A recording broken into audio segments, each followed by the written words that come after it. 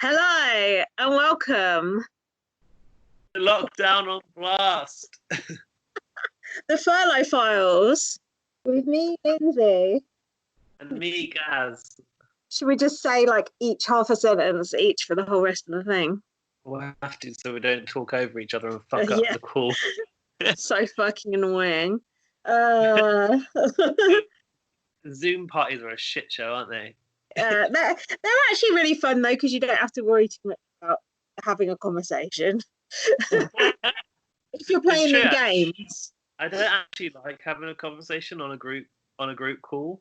It's weird. Stilted as fuck. Yeah, and because like in real life, when you sat like if you go out with people and it's a party or whatever, you just talk to the person next to you, don't you? But you can't do that in the Zoom. I should try that. When everyone has to listen to you, don't they? Yeah, it's just fucking annoying. Should we say what this podcast is actually about? What are we doing? Well, basically, I listened to Julie Girl and they did one that was quite good, so I thought we'd copy it. Quite insightful. Oh, we'll crib off of that idea. Yeah. So what is this? Our lockdown catch up. Yes, finding out what it's like in the life of the furlough and my power's running out. It's a review of what life in quarantine from the COVID-19 outbreak. This might end up in a museum one day. Yeah. It's about the only place I will end up. That's ambitious. More like recycle. My museum on Mozziland on Animal Crossing, it might end up in. That's about it. Mozziland, is that Morrissey themed land? Yeah. Did you make that, or is that something that pre-exists? I made it, of course. I know, is Mozzie something that I invented? No, people call him that. No, I know that. Yeah. But I thought perhaps, there was a Morrissey fans area. No. that would be niche.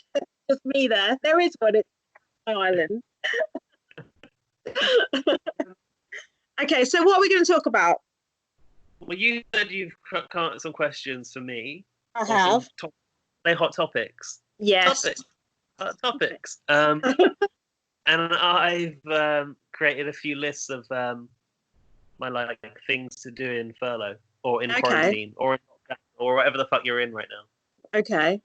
Can I just point out, I've cut my fringe again. What do you think? Cutting your own hair is on one of my lists, but I'm not going to tell you if it's a to do or not to do. Look at mine. Don't you think it's not bad? No, it's actually good. Yeah, it looks good. Honestly, the fact that I wouldn't have noticed is a good thing, right? Yeah, yes. It's actually not that good if you look at it because the sides are like that. But if you just look at it like that, it's fine. What's wrong with the side? Sorry? Well, I've only cut the middle and not the so the sides are like quite long.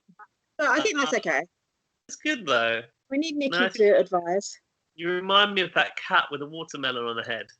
Oh, that's good. I like that cat. I think that's not the watermelon. Hold on. I was thinking of the cat with the towel on its head. Zach has his avatar on Twitter. Do you know what I mean? Cat with a towel on its head. Yeah, I had it as my WhatsApp picture for a while. Very cute.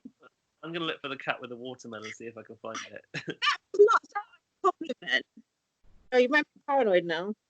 Cat watermelon helmet was predicted by Google. Obviously a hot topic. Actually, what I've managed to find is a cat straddling a watermelon. Oh, that cat looks fat. Cross-eyed. Anyway, shall I kick off with my view? Watermelon. It's a grapefruit or something. Oh, that's what I look like. Yeah. Thanks very much.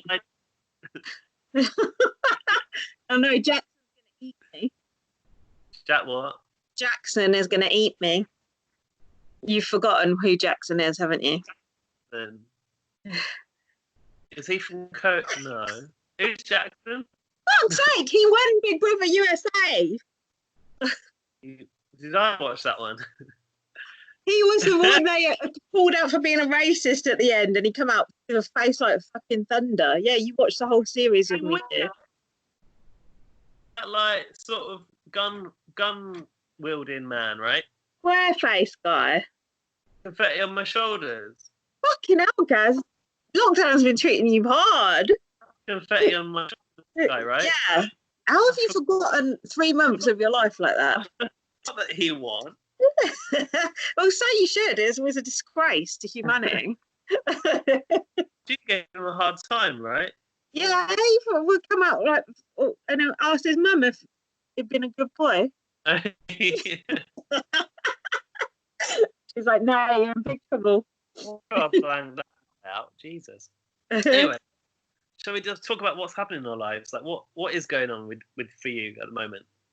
Oh, by the way, yeah, bit Brother related. Alfie said to me that we'll be on later this year in the US. I don't know when, obviously.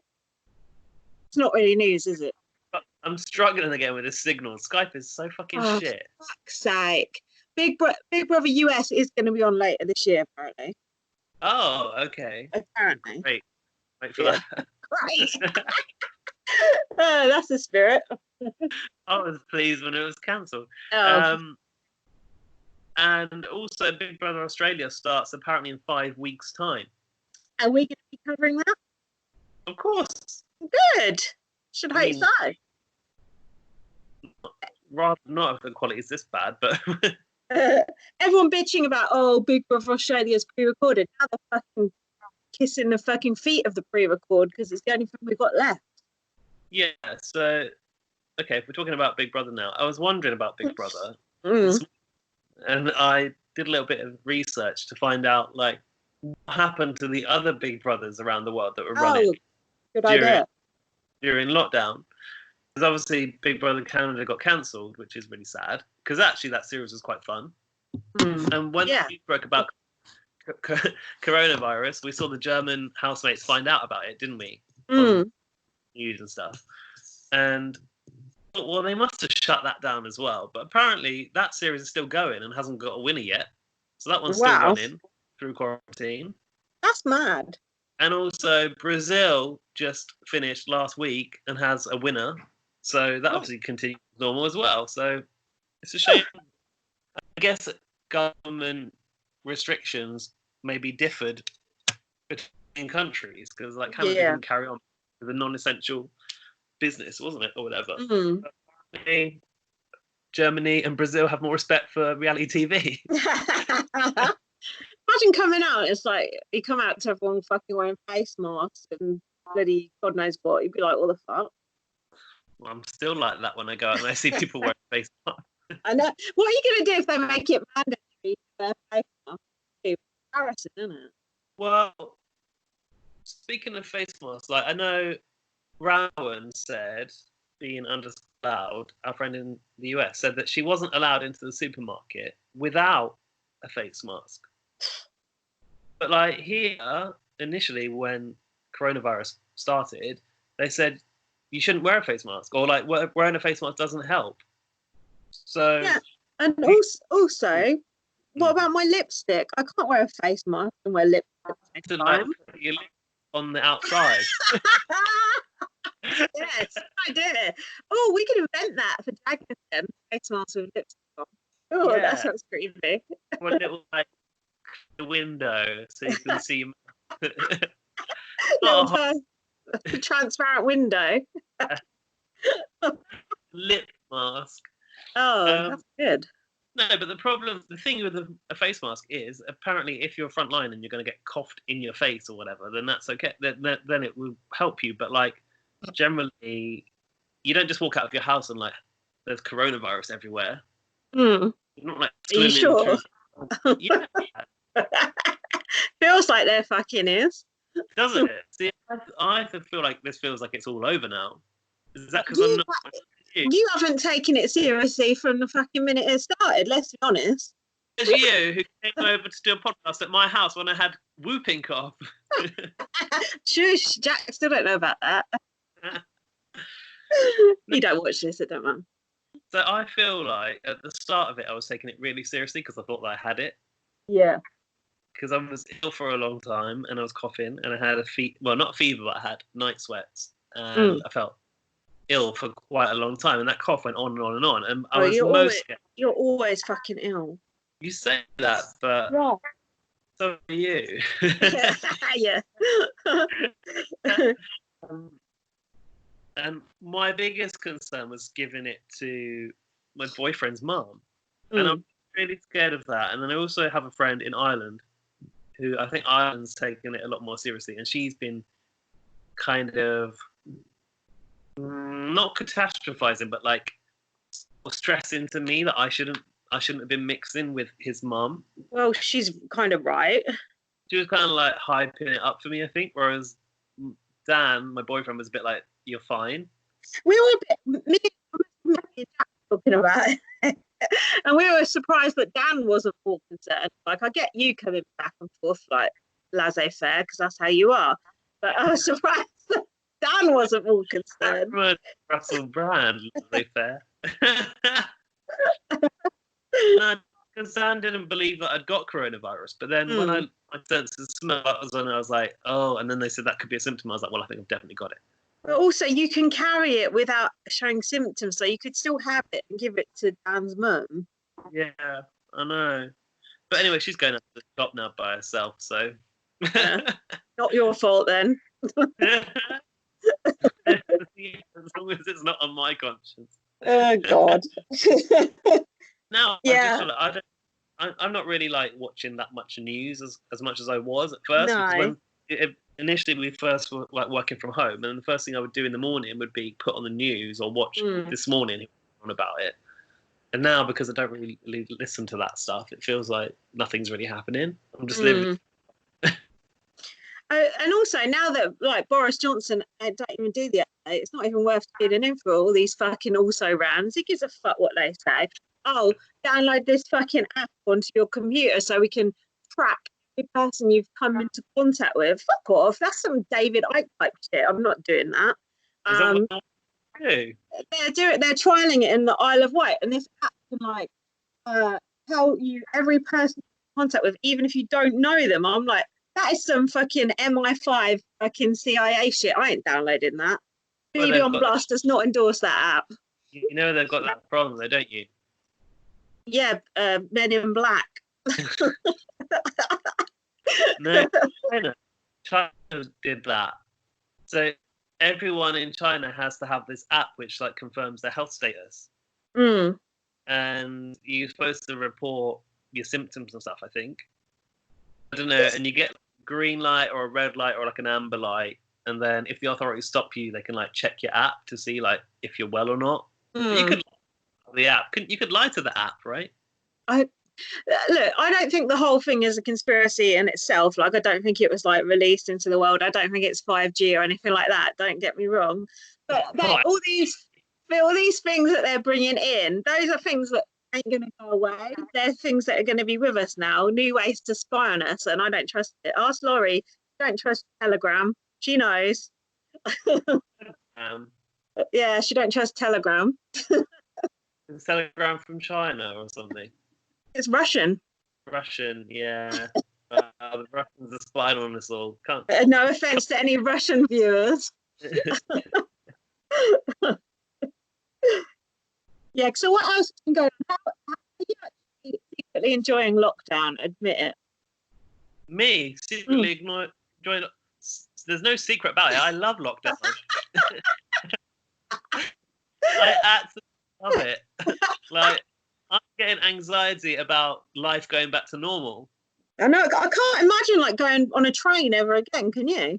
Don't you think this whole thing just proves that you don't need an office, you don't need a friendship group? Yeah, good point. You don't need like, half businesses that you thought you did. Like, no, all these things are about like, you know, when kids have a day off school and like the police go round or they get fined. It's like, kids ain't been to school for fucking months. And do you think all kids in the future are going to be fit because they had a month off school? No, it doesn't mean anything. Also, I don't understand how some of the schools are still open, aren't they? Are they? For kids of frontline workers and like special needs kids who needed the structure. Some schools still. I think my auntie's still going to work. She works in a school. Oh, I didn't know that. Well, I did know that. I'd just forgotten. Yeah, it's weird. Just don't you think though that just things just ain't going to go back to normal? Like my dad said that. He said like a lot of businesses are going to now think, why do we need to pay rent for an office when, or all of the outgoings of an office, like electricity and whatever else, water bills. Everyone's proven now that they can actually work from home. And in the past, like work from home was always like you think people were not actually doing their work. Yeah. Like people weren't actually doing any work from home, and of course we all like slack a little bit sometimes, but people slack in the office as well, don't they? Yeah, exactly. No, but not even just that though. Like they're talking about like when we do go back to work, doing like staggered hours, so people going in at different times. They're talking about having to have perspex screens between your computer and the next person's computer, having to wear a mask at work. Like, nah. In a bubble forevermore. Like we can't. That's not sustainable. Stupid, isn't it? Imagine that, and you can't go near anyone. Fuck off. Yeah, or like you go to a gig and you have to stand in a little like cubicle. Actually, that part would be good. Stop people being twats. Yeah. Stop Jack. Stop Jack getting into fights. Oh yeah, I don't say that. That makes it sound bad. That was a long time ago. Do you like lockdown? There's parts of it I like, but to be honest, I've been feeling quite depressed. I feel actually more disconnected from people than. I mean, obviously, I feel more disconnected, but you think there'd be more sort of WhatsApp buzz and people. But I feel like you said, people just get into their own households and are just like kind of forgetting other people that even exist. Like, don't you think? Oh. About you. Who are you? I felt quite isolated. Even though I'm here with Jack, I dread to think how people must feel who are actually on their own. Because he goes to bed earlier than me, he's still working from home. So I've just been up for till 3 a.m. playing Animal Crossing, which has been a saving grace, to be honest. But I just can't sleep. I just cannot sleep at all. And I miss working, believe it or not. I actually do enjoy my work, and I feel like it gives me a sense of worth. So I feel this, like you said, when you feel like you've got nothing to talk about, I feel like, what am I? What am I even doing? I'm just festering. Yeah.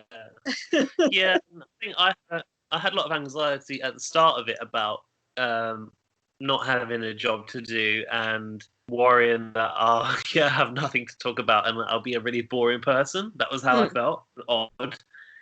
Maybe that's something deeper within myself that I need to look at. But I was worried about becoming boring.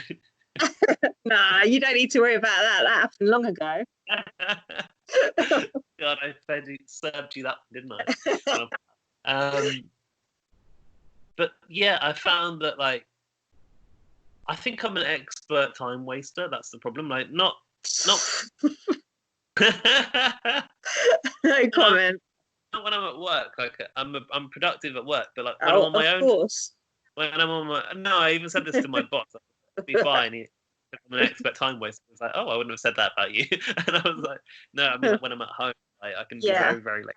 So my days are kind of short, I suppose. But I've managed to fill them with plenty of things. I mean, what? What are you doing? Cooking a lot. Doing a lot of cooking. This is going to lead me into my list, really. That's okay. Should I just do my list? Yeah, do whatever. Come on. I don't know. You don't need a cue card. I thought this is a flim flam section. Oh well, what? It just doesn't matter. Anyway, what I found is that my anxiety was a load of bollocks, and I haven't become boring in lockdown. I've actually really enjoyed it. Oh, okay. Like you say, we are really lucky to have someone to be around, and in Dan goes out of the house in the daytime to do his work because he needs a quiet space at home, and it's online stuff that he's doing. He goes back to his room, and then he comes back here in the evening, and then he's not every night, but 3 nights a week or 4 nights a week, he's using my computer in my living room to do online classes. And he does that for a couple of hours, and that's like when I sort of like go away and prepare dinner. So like I'm being a housewife basically. That's cool. I really enjoy that. Yeah. So yeah, it's been quite good for me so far, and I haven't heard anything about extending my furlough though, so mine's still till the end of May. Mine's till the end of June. I know. That sounds a long time. It's weird. But at least you've still got another couple of months, whereas I'm like, oh, I've only got a few weeks left. But aren't you? I think yours will be extended, especially if the charity sort of on its own, or is it like reserves? You have to say that again. It cut out. Is your charity quite well off or not? Oh, I think so. I think it is. I think we have, I don't know, millions underneath. Yeah. Boards. Well, mine's fucked because basically the main source of income is Royal Albert Hall shows that they do, the gigs they do every year. Because that got cancelled, all our income is fucked. So that's the problem. I'm worried I'm not going to have a job at the end of all this. Yeah. See, I've been a bit worried about that as well. That's my own like underlying anxiety, and my dad doesn't help. My dad always talks about, if there is redundancies. I'm like, oh, Dad, they've said they're putting us on furlough. Should we explain what furlough is for those that don't know if they're listening for the first time? Yeah, sure. So basically, Lindsay and I are furloughed at the moment by our employers, which means the employer can apply to the government for 80% of your salary, and you're not allowed to do any work in that time. So mine was from, actually, when was yours? I don't know, like 3 or 4 weeks. Is it since March, or is it since start of April? No. Mine was on 6th of April, actually. I think yours was just after that. Yeah, it was like the week after, because I was laughing at you for getting furloughed. And then I got furloughed. But, I mean, I think even if I go back to work at the start of June, it will still be working from home. Yeah. It will still be at 90% of my pay. Oh, because I'm only on 80%, so you're lucky. Whereas my employer's given me an extra 10%, so it's less. That's good. Less difficult. I don't think you'll lose your job then, because if they've got money they can throw around like that, they've got no obligation to give you that extra 10%. No, true. It's good. But then, for the people that are working, they've all taken a 10% cut. So yeah, I didn't lose any money by being furloughed. That was the good thing. Like, even if I go back to work at the 1st of June, I'm still in the same boat. I'm still getting the same money. For me, it's preferable to not work and get paid for it and have time to do things I haven't got around to that I wanted to do, which I should have got around to, like sort out my wardrobe or whatever. Yeah. A load of crap on eBay. I agree. To be honest, when I first found out I was furloughed, I was absolutely appalled because I do internal comms, which you'd think would be important, and it just made me feel like there's no respect for what I do whatsoever. But then when I saw some of the other people who got furloughed, they're also really, really important roles. But I still do think it's absolutely bizarre to furlough me, but whatever. After thinking on it, I'm getting paid the exact fucking same as people who are working, so bye-bye. See you on my island. Yeah, and I think because we work in the charity industry, it obviously makes sense that for charities they're going to maximise whatever the government's giving, because really uncertain. I feel like it's been a difficult time for charities anyway in the past 5 years, falling across the board, and now, like you say, all of our community fundraising, which is a really big part of a lot of charities' income, can't happen. So of course, if the government are handing out money, yes please, of course, for the good of the organisation. And charities, as much as like they help a lot of people, they are all businesses as well. Yeah, of course. Yeah, all of our directors have taken like a 25% pay cut and stuff like that. Oh wow! I didn't think think everyone took the 10% and that was it. But that's yeah. I think our charity is in dire straits, to be honest. So yeah, then. donate to Teenage Cancer Trust. Save my job.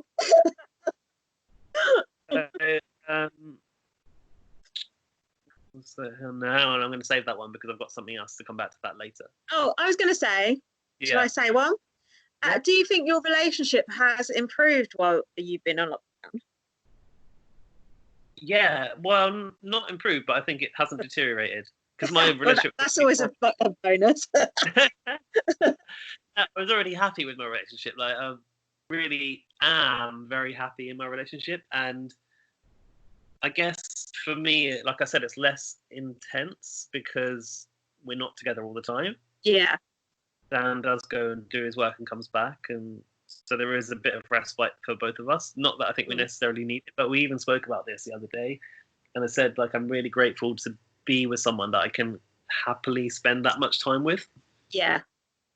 Now we spend every night at my house, apart from one a week. Mm-hmm. Oops, rule break. It's all right. Don't worry about it. Shut up, everyone. Leave him alone. They live next door. Shut up. This is the thing. Like, we live 10 minutes away from each other, and I tried to say next door. We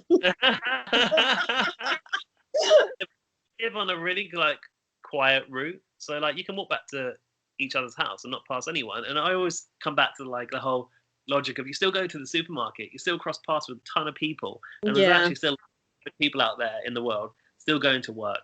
Like all the staff in my local supermarket, none of them really are wearing gloves or face masks. I'm in there week after week, and I still see the same people. They're not falling down dead. Gaz is not a medical doctor. Stay indoors. Be safe. Protect the NHS. Honestly, in effect, because Dan goes home and comes here, and I go to his house once a week, we kind of just make ourselves one household. I don't think that's how it works. We're the same. Like, I personally don't care anymore. So, you know, if people want to moan at you about it, that they can feel free.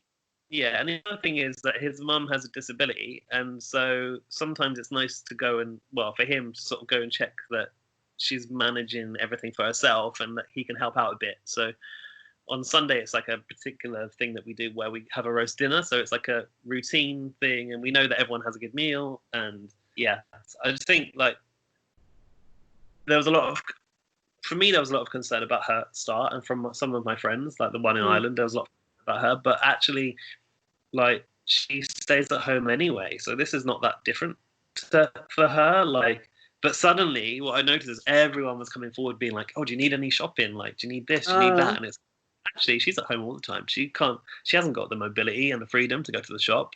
No. But now everyone give us stuff, so of course she says, yeah, I need this, that, and all the other. Nice. So much that we can't fit it in the cupboards. Cool. Yeah, anyway, about my relationship, I think that I had a bit of anxiety about being boring and like being not stimulating to Dan because I had nothing going on, and that I might like get depressed and down. But actually, no, that's not the case at all. And I'm having a really good time.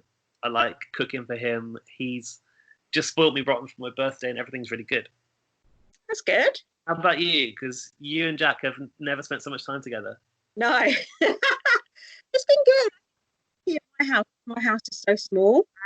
Yeah, like, the other night, I was talking to Laurie's kid on Animal Crossing, and we were actually on the voice chat, and Jack shouted down like, "Can you shut up?" basically, because you know how small my house is.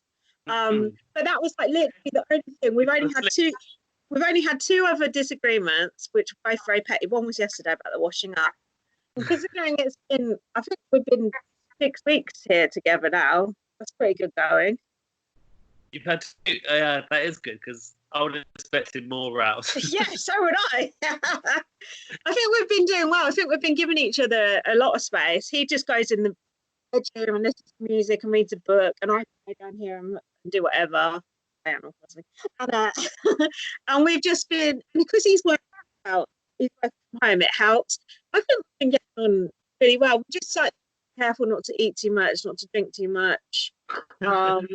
You know, have you been using your exercise equipment that you got? A lot, yeah. You have? Oh, good. Well done. That's on my list of to-dos while you're in lockdown, because when the gyms shut, I was a bit anxious. So yeah, actually, I think this is another reason why I like lockdown, because it kind of came at a perfect time where before I got my office job in the last year, before that, I was in a restaurant. I was running around all day long. I was going to the gym between split shifts, and I got my qualification as a personal trainer. So like fitness was a big thing then, and my body looked a certain way because I was burning a lot of calories all the time, and I was always moving.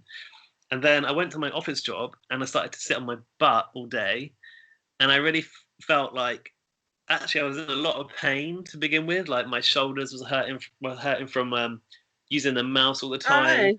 My bum was always numb from sitting on my chair all day long. I was thinking, I can't actually do office work because it's so unhealthy. Like, it's so bad for you to sit down all day long.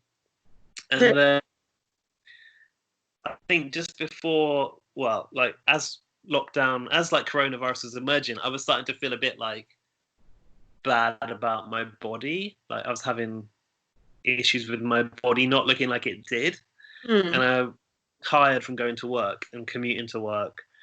And my house is a little bit far from work, not that far, but like from home to work is about 45 minutes. So then my gym is like beyond home. So it's like in Croydon. So I've got to go all the way over there.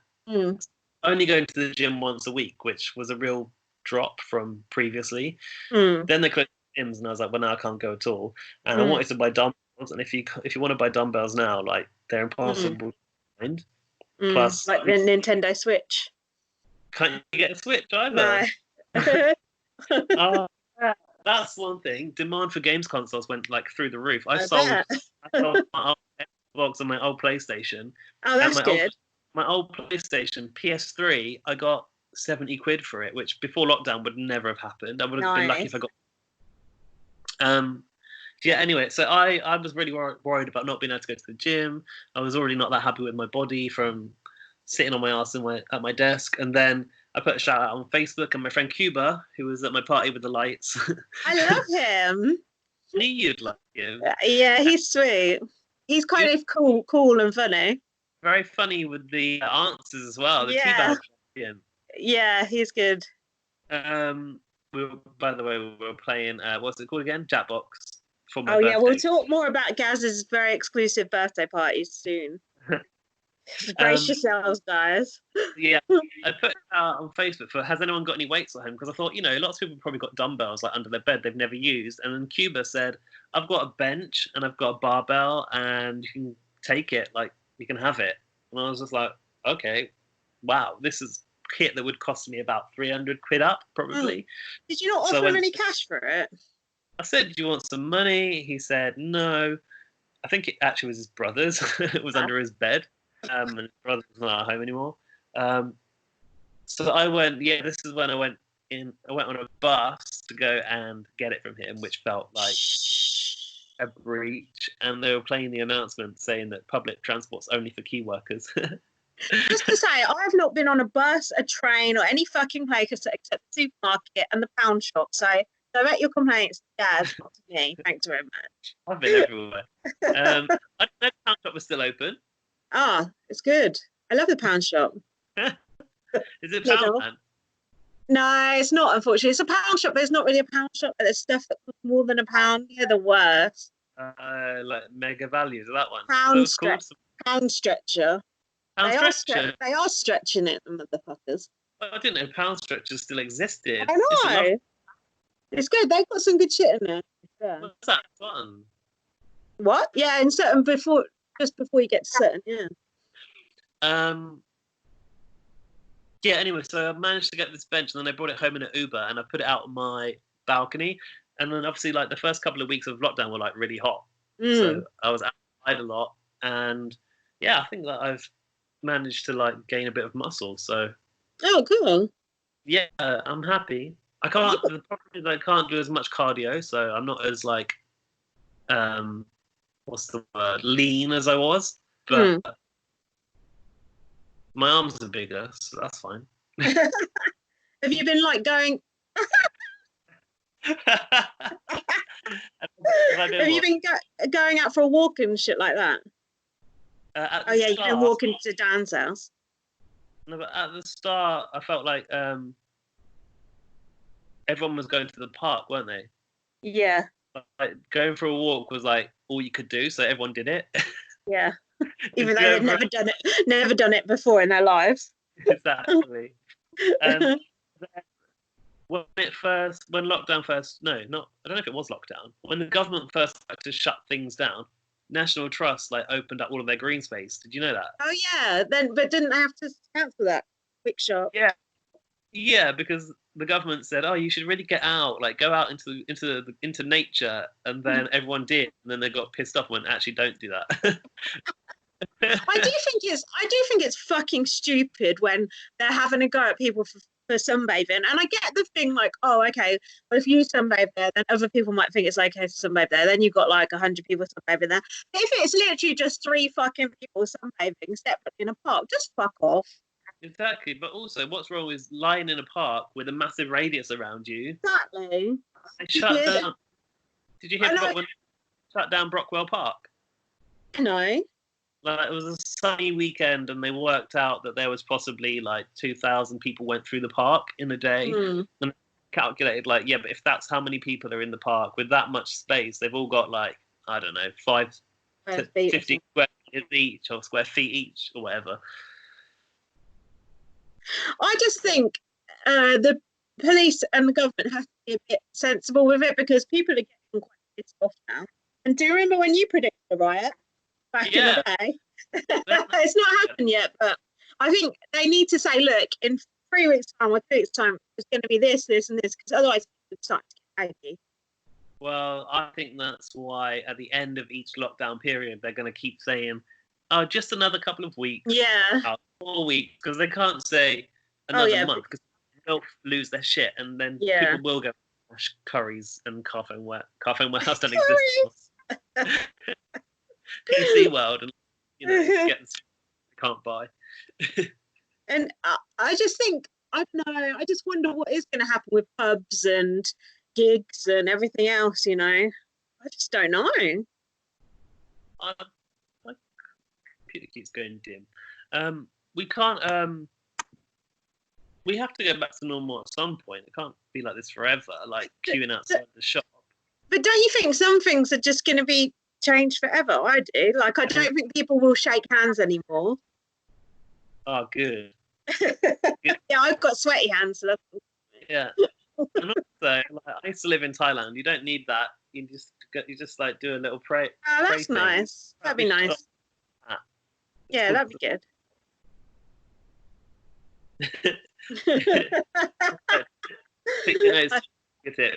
Please let coronavirus be over soon. I don't know. I think also I'm probably lucky because people I know aren't dying. So I know we are speaking from such a privileged position. Literally thousands upon thousands of people are dying, but like not near me, so that's okay. Although, as you, it's okay.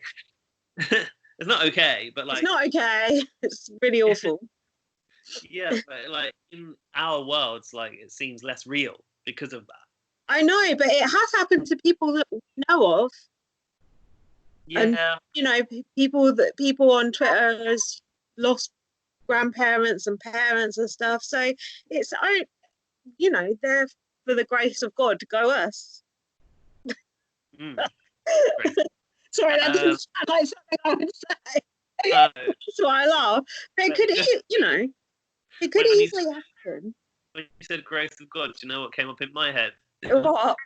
Fictional cunt from my party. Oh yeah. That was Jack's offering. Yeah. Yeah, and my friend that I mentioned in Ireland, she had a cousin that died, but the cousin was in Canada, and like obviously she's stuck in Ireland. There's no way I can get to family members if they do get ill abroad. That's one really horrible thing that I've heard happening. Oh, and funerals, you can't even really, you can't hug your family members. It's awful.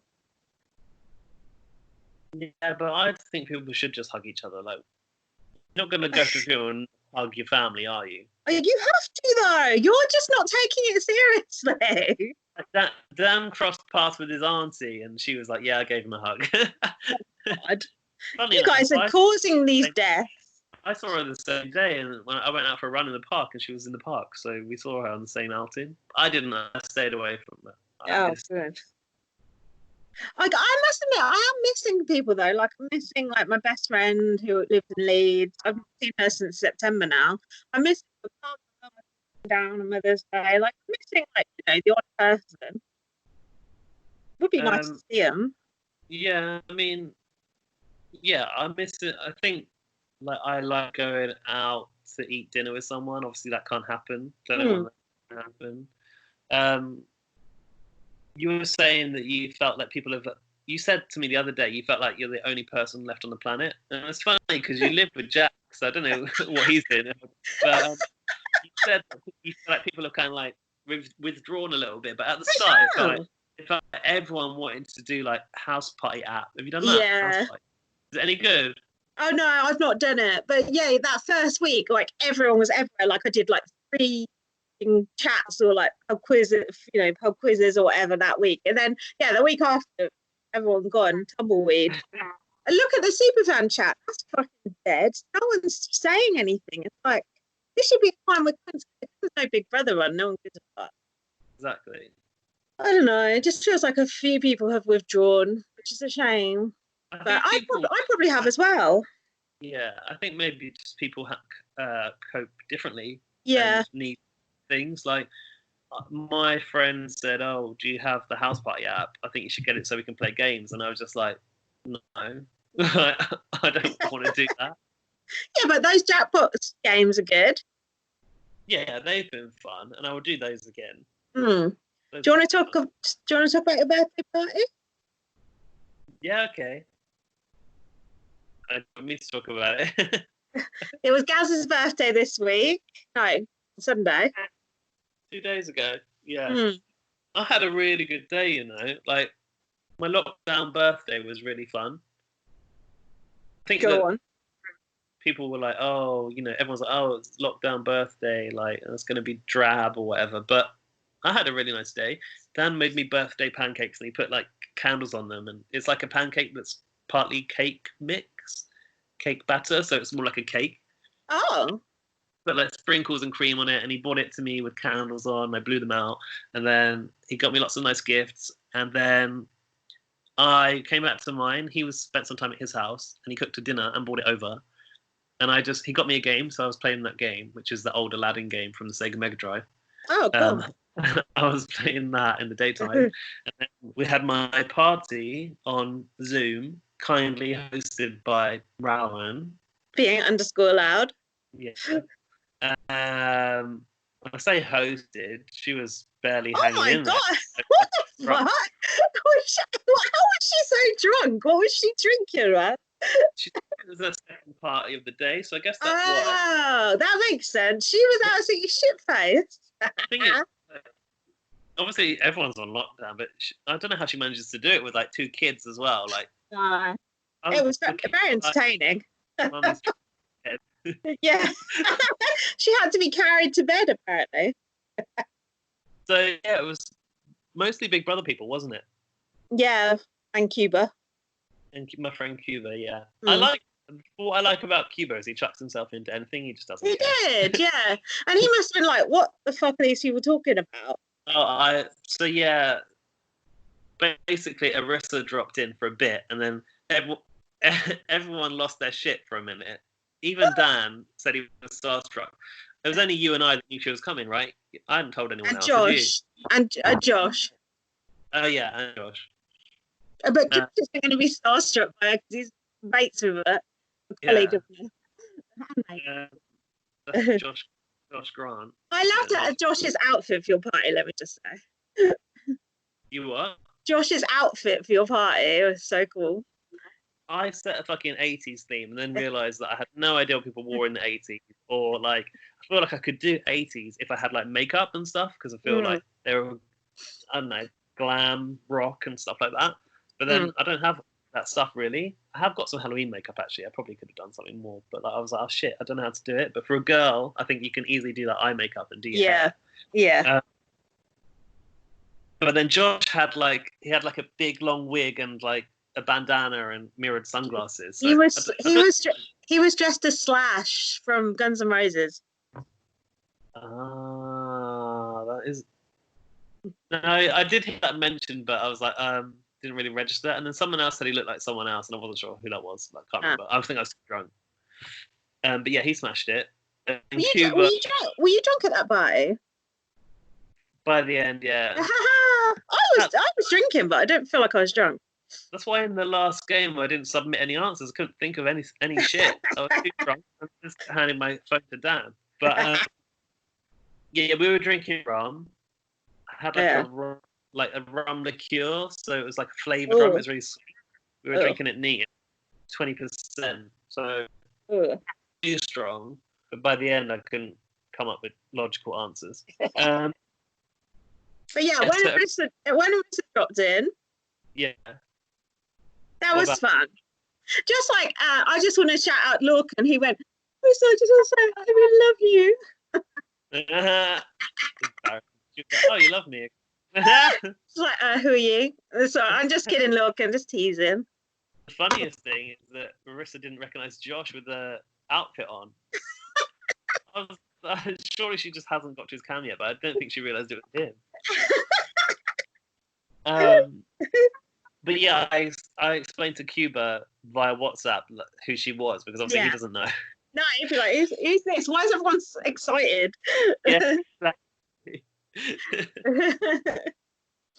That was really nice of her though, Gaz, to come on. Like, to be honest, when you invited her, I thought, oh, why do you want to do this? It's so awkward. And I thought she ain't gonna come, and then she actually did. So I was like, "Oh shit!" I hold myself back because on the podcast a bit more. Come on. You have to say that bit again. Sorry. If we just asked her on the podcast, she would actually just do it.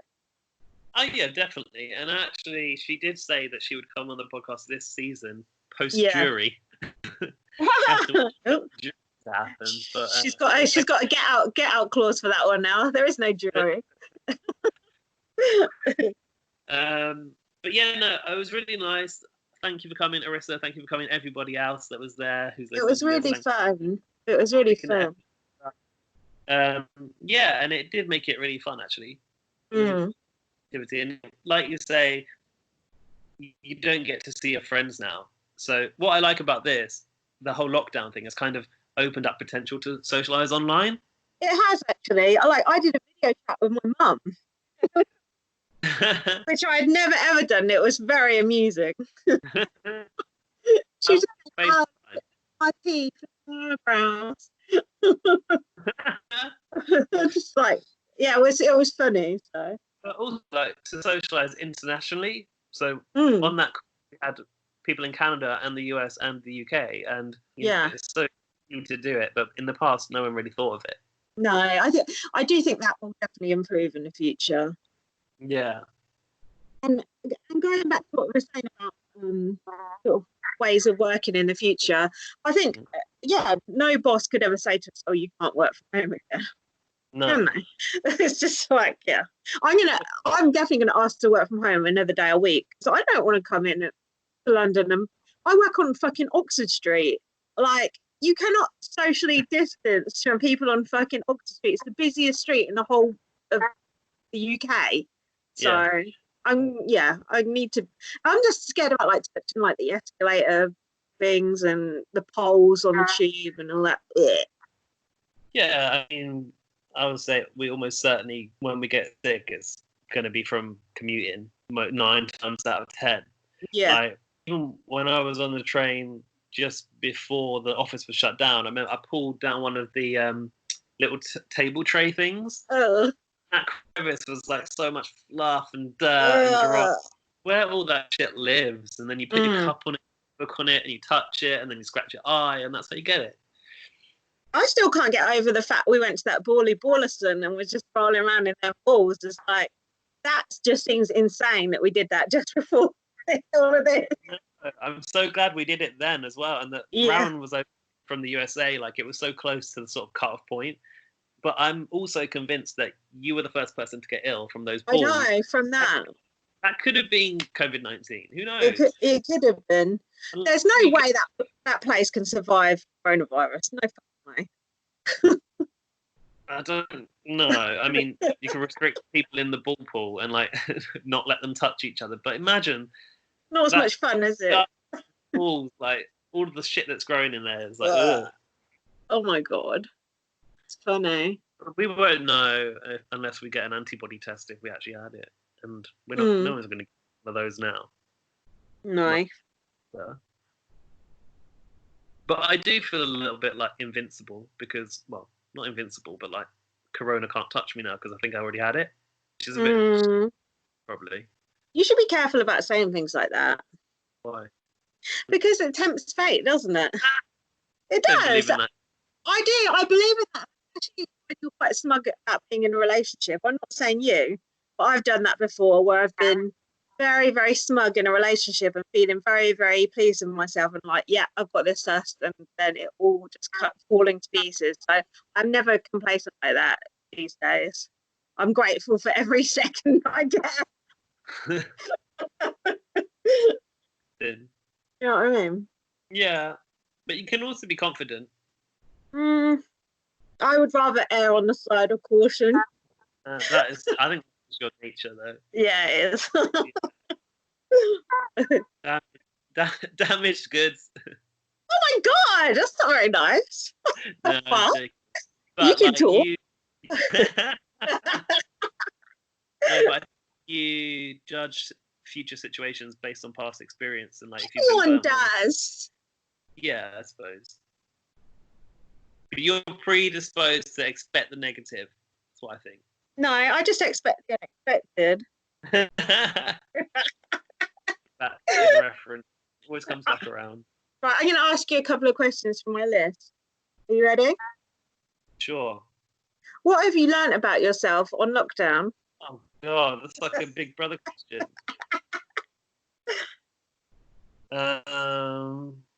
Do you know what you've learned about yourself? Have you got something No. about this? You learn anything about yourself? Oh yeah, I have actually. That no matter how much time I have, I'm still not going to fucking write a book or do anything useful. Actually, it really pissed me off. Like, no offense, Karen, and my friend Mel, who said when I was moaning about being bored or whatever, and my friend Mel said, "You're a writer, just write." And then Rowan said, "Oh, you and Gaz can sort out the podcast or whatever." And I thought, I don't want to do either of those fucking things. I'm just going to sit on my arse and watch 90 Day Fiancé. I got quite aggrieved about it. What did Rowan say? We can sort out the podcast. Yeah, like, I don't know. So we do need to sort it out, like sort out our videos, or I don't know. Like, you can work on the podcast more. If we do talk about doing, which we haven't done. I just realised now how much time you got. Your natural disposition to do stuff is, if you were a fucking lottery winner, you still wouldn't fucking write a book. You'd do fuck all. Yeah. That's what I've learned. No, I second that, because I had full intentions to like list so many things on eBay because I've got all boxes of stuff that I don't need. And has a single thing gone on eBay yet? No. No. But don't you think it's quite hard to motivate yourself? Like, there's nothing, like, you don't really need that money at the moment unless, you know, you're not going out, you're not spending money like that, you're not buying clothes. So it's like, oh, well, what's the point? And I just feel, that's how I feel all the time. Like, what the fuck is the point in anything? Like, I just feel like, ugh, meh. I don't think I feel like what's the point in anything. I feel like this has basically just been like an extended weekend. It's just like one massive weekend. And I love a long weekend. I already know that I can do very little with my time. So it's not like new information. But actually, do you know, I don't know if lockdown, not necessarily lockdowns taught me this, but in the past, since having my new job, I've realised like I can be on time. Like I was very bad at being on time for anything before, even work. Like I'd be always late and like. When did you realise you had to be on time? Was that last week when you forgot we were doing the podcast and I waited around all day for you? No. No, it wasn't, was it? Made me realise I can also be absolutely awful as a friend as well. You're not that bad. No, I just felt terrible about that because Did you? No, I actually did. And Did Dan, you? Dan had to like talk me down because I was Really? like so upset about how I've made you feel. Oh. But he was I like, well, never did that your mouth in my life. Carry on. yeah, Dan was like, but will Lindsay get over it? And I was like, yeah, I suppose so. But like he was trying to be like, it's not as much of a big deal. But I was like really, really upset because I was like, how can you just forget that you were going to do that? And she was waiting for you. And also because you thought that my nan had died. Well, I thought something might have happened with her. Context, my nan fell over twice in a week. And obviously at the moment, no one's supposed to go around. She's old. You're not supposed to be around old people because they can die of corona. And then Newsflash. My biggest concern was if she's fallen. So actually, wait. The whole context is. Let's get back to this apology. No, not really. Go on. There you go. Get back to this apology. No, we'll circle back to that. Yeah. The context is for my birthday. My dad and my grandma clubbed together to buy me a dishwasher. Oh. Which I ordered and turned up. So in lockdown, you can still get a dishwasher delivered within 3 days. Do they plumb it for you? No, but actually, my landlord needs to do something in the kitchen to make it cleanable. Like he needs to change the pipe. Oh. Well, when I viewed the place, they'd agreed to do that for me if I'd got a dishwasher. So now I've got one. So that turned up. So I wanted to say thank you to my nan and just tell her that it had arrived. And then I called up and she's like, "Oh, I'm on the floor." And I'm like, "What?" She's like, "Yeah, I fell over and I can't get up." And I was like, "Okay, well, how long have you been there?" And she's like, quarter to 3 or whatever. And I think it was like quarter to 4 and it was 4:30. So it was like 45 minutes that my nan's been on the floor. And I'm like, had she find anyone else? Or she wasn't going to do anything? Chilling. I don't really know. I think she was just waiting. She was trying to wait to build up the strength or the energy to get up, I think. Awful. Recharging. But so I was like, you're gonna have to tell my dad, because she didn't want to tell my dad because my dad will say like, "Oh, you can't live independently anymore." That's what she's worried about. And she's kind of in denial about the fact that she can't. And she's fallen over twice in a week. Obviously, she can't. And she's also moved home, a house, which is a bungalow, so it's got no stairs anymore. So that's more accessible. But even so, apparently, it's still a challenge. But my concern was that she might end up in hospital, and then if you go into hospital, you could very easily contract corona, and that could probably out, especially if you ever hear my nan breathing down the phone, like that's not good. Yeah. So he gets pneumonia, it's game over. But but then she did say to me a few weeks ago she thinks she'd be better off dead. So it's nice when old people say that, isn't it? Horrible. I've lived long enough. Yeah. All my friends are dead. It's like, oh fucking hell. I think she just struggles because like she's quite immobile, she's got hip problems, she's got diabetes, she's overweight. To be honest, you're the only person I can think of I know that still has their nan alive. Really? Yeah, everyone mine died about 15 odd years ago. Well, Jack, aren't his grandparents alive? No, I don't think so. Oh. Weird. My nan's... No, they're not, no. I think my nan's 84. A few years, depending on her health. Yeah. Well, her health's not great, so I don't know, but... But you should appreciate her while she's around. I should, but also I feel like lockdown is making her more needy Right. because she obviously has like a cleaner that usually comes in. That can't happen now, and she has Right. who might drop in, and now she has no one. And obviously, she knows that I'm free all the time as well. So she kind of hounds you a little bit on the phone. Yeah, but Gaz, you gotta just let her because she's probably lonely. Yeah, she is. And she bought you a fucking dishwasher. That ain't cheap. Club together that I managed to get up to 200 quid from my work benefits side. Oh yeah. Yeah. A lot of money for your birthday. Giving me so much support actually, and I'm really grateful for it. But yeah. Anyway, if you're watching this, Gaz's nan, hello. You obviously knew that had happened the day before, and then you were trying to get in touch with me, and I didn't even see these notifications on my phone. I wasn't really looking at my phone that day. So you thought something awful had happened to my nan. So that's why I felt particularly bad. You know that if something terrible had happened, I probably would have told you. Yeah, okay, that is true. Yeah, and to be honest, 80% of me thought it's just Gaz being a dick, and to be honest, I wasn't that bothered by it. It's more the people around me that are bothered by it. Okay. Like, Jack goes, how can you do that? How can you just forget and just? Because opposite of you, he's always early and he's very. But to be honest, I just accept that as being part of you. It's fucking annoying, but that's just how you are and you ain't going to change. So there's nothing I can really do about it. But you got to know that other people get pissed off about it bad, not just Jack. No.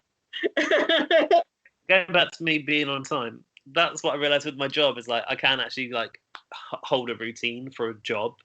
And part of me when I was like working in a restaurant, it was shift work. Obviously, I could sleep late and wasn't early starts. I could kind of choose when I wanted to work, and I thought that I was going to become a personal trainer, and then I'd totally work off my own schedule. But actually, now I have to a schedule of an office job, and even if I end up working at home, I'll have to stick to a schedule of office hours. But yeah, I can do that. But also, I can also, in my own time, be just as lazy as I ever was, and just lose entire hours doing fuck knows what. So, for clarity, does this mean you're not going to be late in future? Absolutely not. So, you think though? This is my honest. I've said this a million times on the podcast. Some people are just late people. Some people are just early people. That's just in their DNA. Yeah, I think so too. But I think people could end up falling out of you over it. Not anyone in particular, just because it does show a lack of people's time and feelings. Yeah. No. Whereas being early just means you're super wonderful.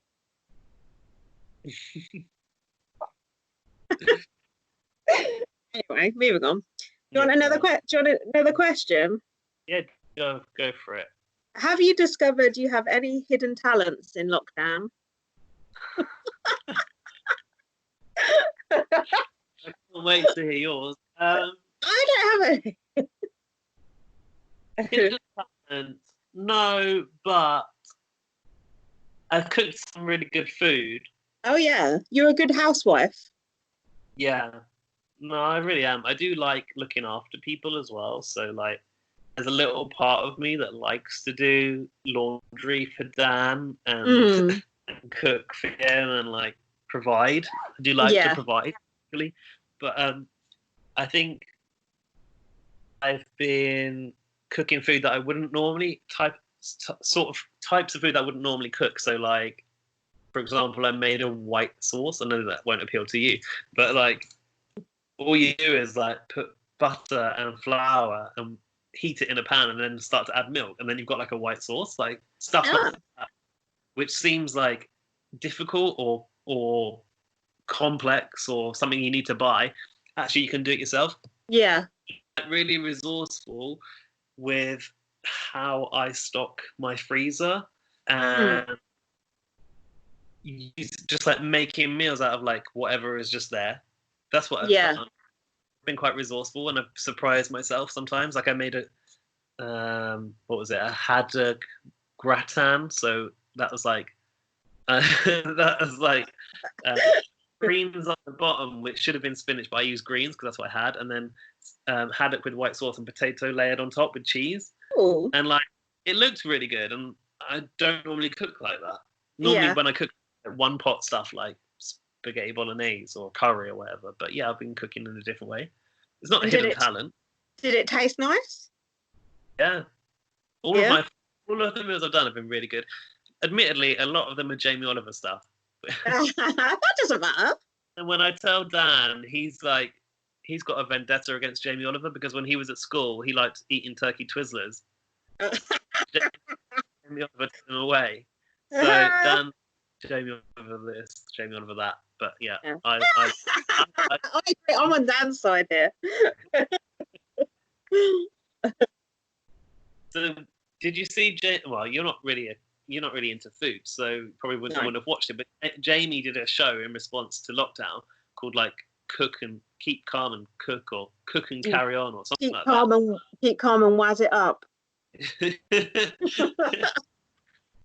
So this show, like, he was trying to basically teach people how they could make stuff from the store cupboard ingredients they had, and also using the freezer as well, which is not stuff I've learned from Jamie. I've just been doing it myself. But like, it was also supposed to be easy things where if you didn't have this, you could use that. And he did like 3 episodes in his studio, and then lockdown happened, and he started having to do it off of his phone. In this show, and like initially, it started off like really good, and then lockdown happened, and it was him in his kitchen with a phone trying to like shoot the shots that he'd normally do in a cooking show, but also not that good. And then his wife film it for him, or is it one of his kids? She was helping. You'd like hear his kids in the background, like fighting with each other and stuff. It was obviously, I think when he does his shows are in a studio kitchen. Obviously, it's not where he lives. And then the next episode was like a clip show of his old shows. I was like, obviously, it's so bad. They've given up on him. Tell Dan this from me. Jamie Oliver done on Twizzlers and all this shit. See how fat Jamie Oliver looks these days. Not good. Not good, man. He's definitely put on some weight. He needs to practice what he preaches. This is the problem. This is what I'm scared of. Like, okay, I've just turned 34, but I'm worried that like you get fat from this age, like towards 40. I'm just going to be downhill from here. Yeah. Like, I don't want to get that body that my dad developed. Oh, the paunch. Yeah. I couldn't really say because I'm always down on my weight anyway, maybe up, to be honest. But you know what? Since I've stopped eating all this McDonald's, you think, oh, I'd be like super skinny now. But because I'm not walking anywhere, I'm just the same. Shit. I thought, I want, Are you not doing that anymore? You go to the park a lot. Yeah, we've been going to the park. We've been walking to Lidl, which is at Rose Hill. We've not been doing it every day, probably like every other day. So, I've been doing Just Dance, but I've only done it like. You don't like what? Just Dance is a game on the Switch. Yeah, but you really don't like what? Did you say? Oh, I've only done it about 4 times. Oh. But I thought that I would be skinny just because I'm eating so much less takeaways. But no. What are you eating now? Do you not want to talk about that on the pod? No, I don't give a fuck. We're just eating like, I don't know, like bacon sandwiches and like rolls and chicken chips. Does Jack eat like array like of like with sauce and vegetables and stuff or not? He eats with a lot of ketchup and mayo. Okay. He just eats like a toddler, so he's fine with me. Fine. Yeah, because I thought that could pose a potential challenge because obviously you have quite a limited diet. Yeah. Fit around, or if he needs to cook for himself or whatever. Yeah, no, I feel bad for him. Like if he was going out to probably eating quite healthy. If he went out to me, he's quite happy to eat the shit that I'm eating. Obviously, he watches his weight because he used to be bigger, so he's counts his calories. So. Have you taken advantage of the McDonald's that are now delivering? Is that reachable to you? No, there's not one near us. McDonald's, but I will have one, obviously. I've been missing restaurants. So a couple of weeks ago, on I think it was the night they did that big night in, which was just coincidental. Hmm. The charity, like Children in Need, wasn't it? Right. I kind of simulated a Pizza Express experience. Ah, cool. I went to Sainsbury's and I bought Pizza Express branded pizzas and their dressing and their dough balls, and serve it like in my house in courses. Like, did a starter and a main, and I put on the playlist for Pizza Express on Spotify as well. They have a jazz bar in Covent Garden or Soho. No, Covent Garden, I think. So I had like a Pizza Express jazz list. So I like put that on, put a candle on the table, and was like just pretending it was a restaurant. That's cool. And did it taste good? Yeah, I mean, the pizzas, they're pretty good for like shop bought ones. That's not as great as in the restaurant, but yeah, no, they're decent enough. And then the other one, no, go on. The other one I miss is Honest Burgers, which I love their burgers. Oh yeah. And I missed out because they started doing like delivery of like kits to make their burgers, but it was like they did this honesty box thing, so it was like a donation, and I should have done that because I probably could have got it for quite good value. Not that I would have given a shit, like but they were releasing them at like 11 a.m. on consecutive days, and they were selling out like that. And I take it they've all gone now. Yeah, they've stopped it now. Yeah. Sadly. What were you about to say? Oh, just fun, which I'd recommend to you and viewers is no, not drugs. Is YouTube karaoke. YouTube karaoke. Yeah, you ever done that? Is it like with other people online, or you just type in a name of a song you like on YouTube and put the word karaoke, and if it's a popular song, which is probably more likely to be a song you fucking like than I do, that's a scrape by with what they got on there. No, actually, there is quite a few songs, but you can sing along with it. You realise like how difficult it is to fucking sing when the other, the real singer is singing, and the songs you thought you were good at singing, not so much. Like when we went to Lucky Voice with Rowan. Rowan's taking a white drubbing on this. It was rather shrill. But that's actually a really fun thing to do. Are you going to try and do that? YouTube karaoke, maybe not. Honestly, it's really fun. But Dan can really sing. Oh, he'll love it then. Yeah, well, yeah, I could do it. All right, I'll try it. It's better not to be honest, it's better not to be able to sing, I think. If you can sing well, it puts the other person on. Yeah, like you. Problem. That's my problem. It was pretty fun. I think Dan would enjoy it. Yeah. And viewers, I think you would enjoy that too. I need the toilet. Can I go for a wee? I actually want to go as well. Should we both go? I won't pause it. Oh no. Let's take it in turns because we'll need to go. You go. Sorry.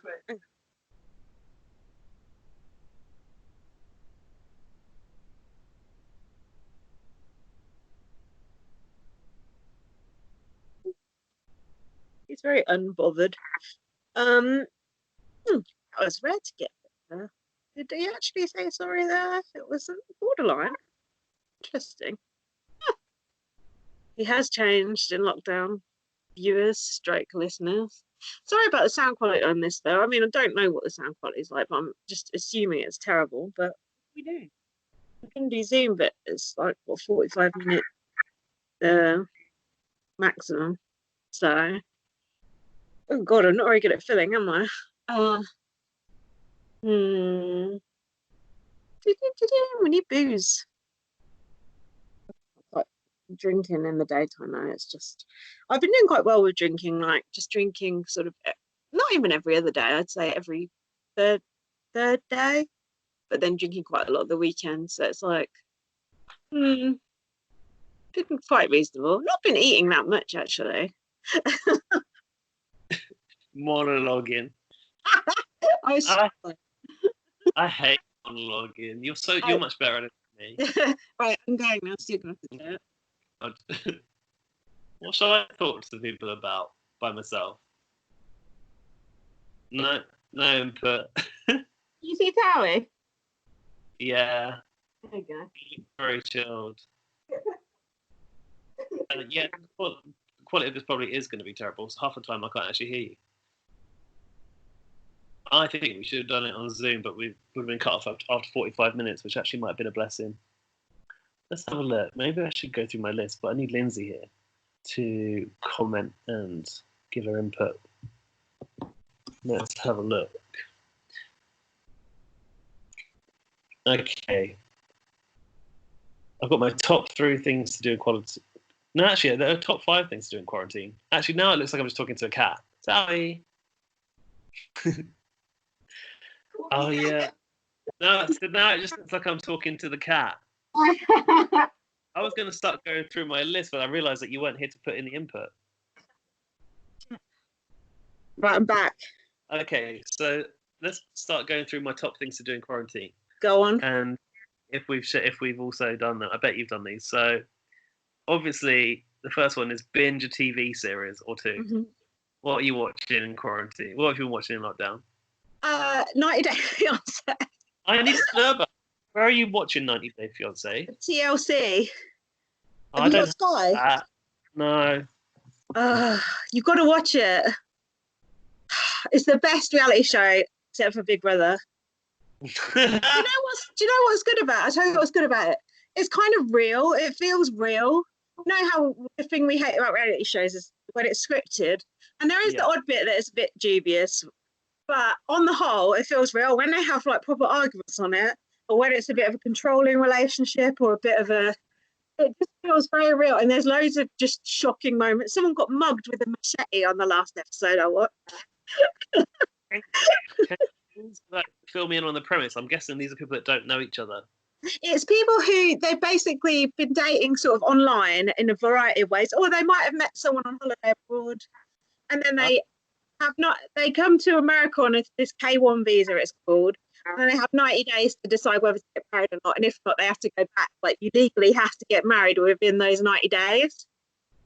Okay. Yeah, so some relationships just totally falter, and then others are okay. And some of them are like Mormons, and some of them are like some guy with some 20-year-old like Filipino girl or something that's really creepy. It's interesting.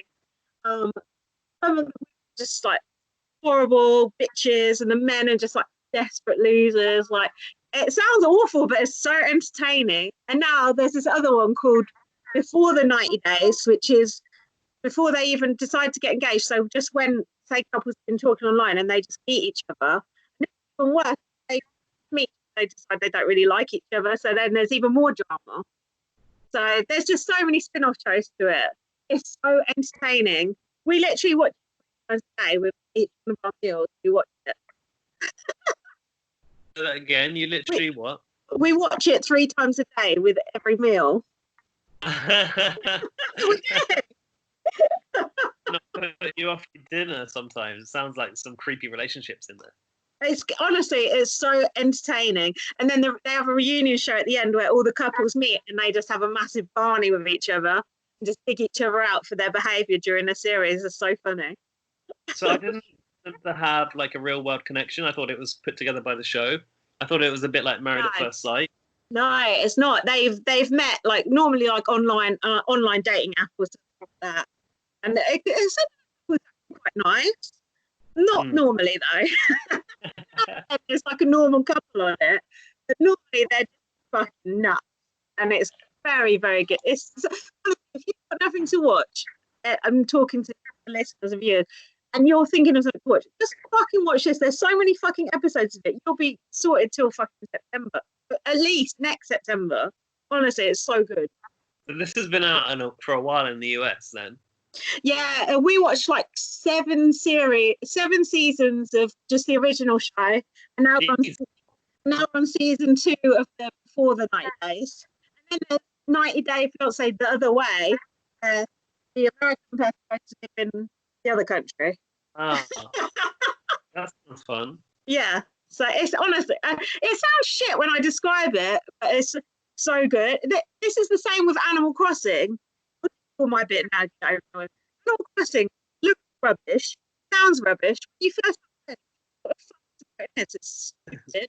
And then like 3 days later, you're fucking hooked. It's just like, what am I doing? I'm shaking these trees. I'm chopping down trees. I've got bloody Joseph coming to visit wearing a Harry Potter outfit. It's like, what is going on? That is so fucking addictive. I've been playing 4 hours at a time. 4 hours at a time. Yeah, I can't explain what's good about it, but there's something very, very addictive about that game. It's quite insidious. I actually think they invented this game to keep people pacified during coronavirus. Oh, it's part of the conspiracy. Yeah. Even though I think it was out beforehand. Probably. And also to shift more Switch consoles as well. Yeah. Why hasn't Dan got Animal Crossing? He doesn't. He thinks he won't like it. That's the thing. He will. Because that's exactly what I thought. He will like it. You need to get it for him. He will fucking love it, but you'll never see him again. Exactly. It will take up so much of his time. He's currently still playing Zelda. I know what he's playing because I see him pop up on my thing. Luigi's Mansion he's playing. He doesn't like that one so much. I see it. Yeah, he just revived it recently, but he's been playing Fire Emblem, which looks like sort of Japanese Harry Potter spin-off. It's an RPG, and it all just looks like text on a screen, which for me looks boring. Oh, God. But he's downloaded the expansion pack for Zelda. Oh, yeah. Have you Zelda for you or not? Probably not. No, but I know what Zelda is, but I just look like the goblins and the, emeralds and shit. You know. And I think he likes Pokemon, so that's probably like he'd probably more like to invest time in Pokemon than Animal Crossing. But I think he would love Animal Crossing. It looks a bit. It looks shit. That's exactly what I said. It looks rubbish. It looks like it's for 5-year-olds. And I was like, what's good about it? Luke was like, oh, you do this, do that. I thought, that sounds rubbish. I thought, I've got nothing better to do. I bought it. I was like, this is shit. And then about 3 days later, boom, hooked. You just go in the shop, you chop down the trees, pick fruit, you go in the shop, they go, what are you selling this shit? Go away.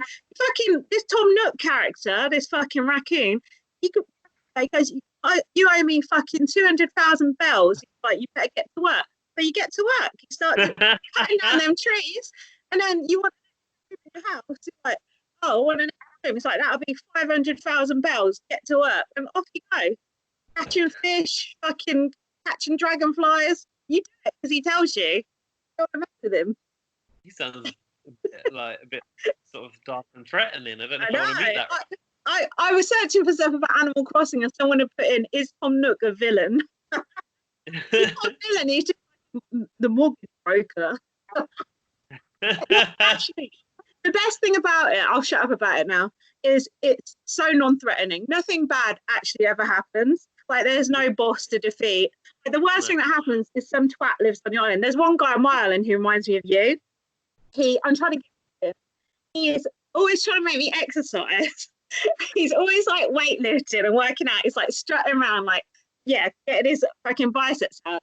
I keep hitting him over the head with my net, trying to get him to leave. And then he just goes, oh, you've upset me, but he won't leave. Leave already. And then, on your island? You are? How was he on your island? Exactly. He was there when I moved in. But you're on his island. Yeah, that's a good point.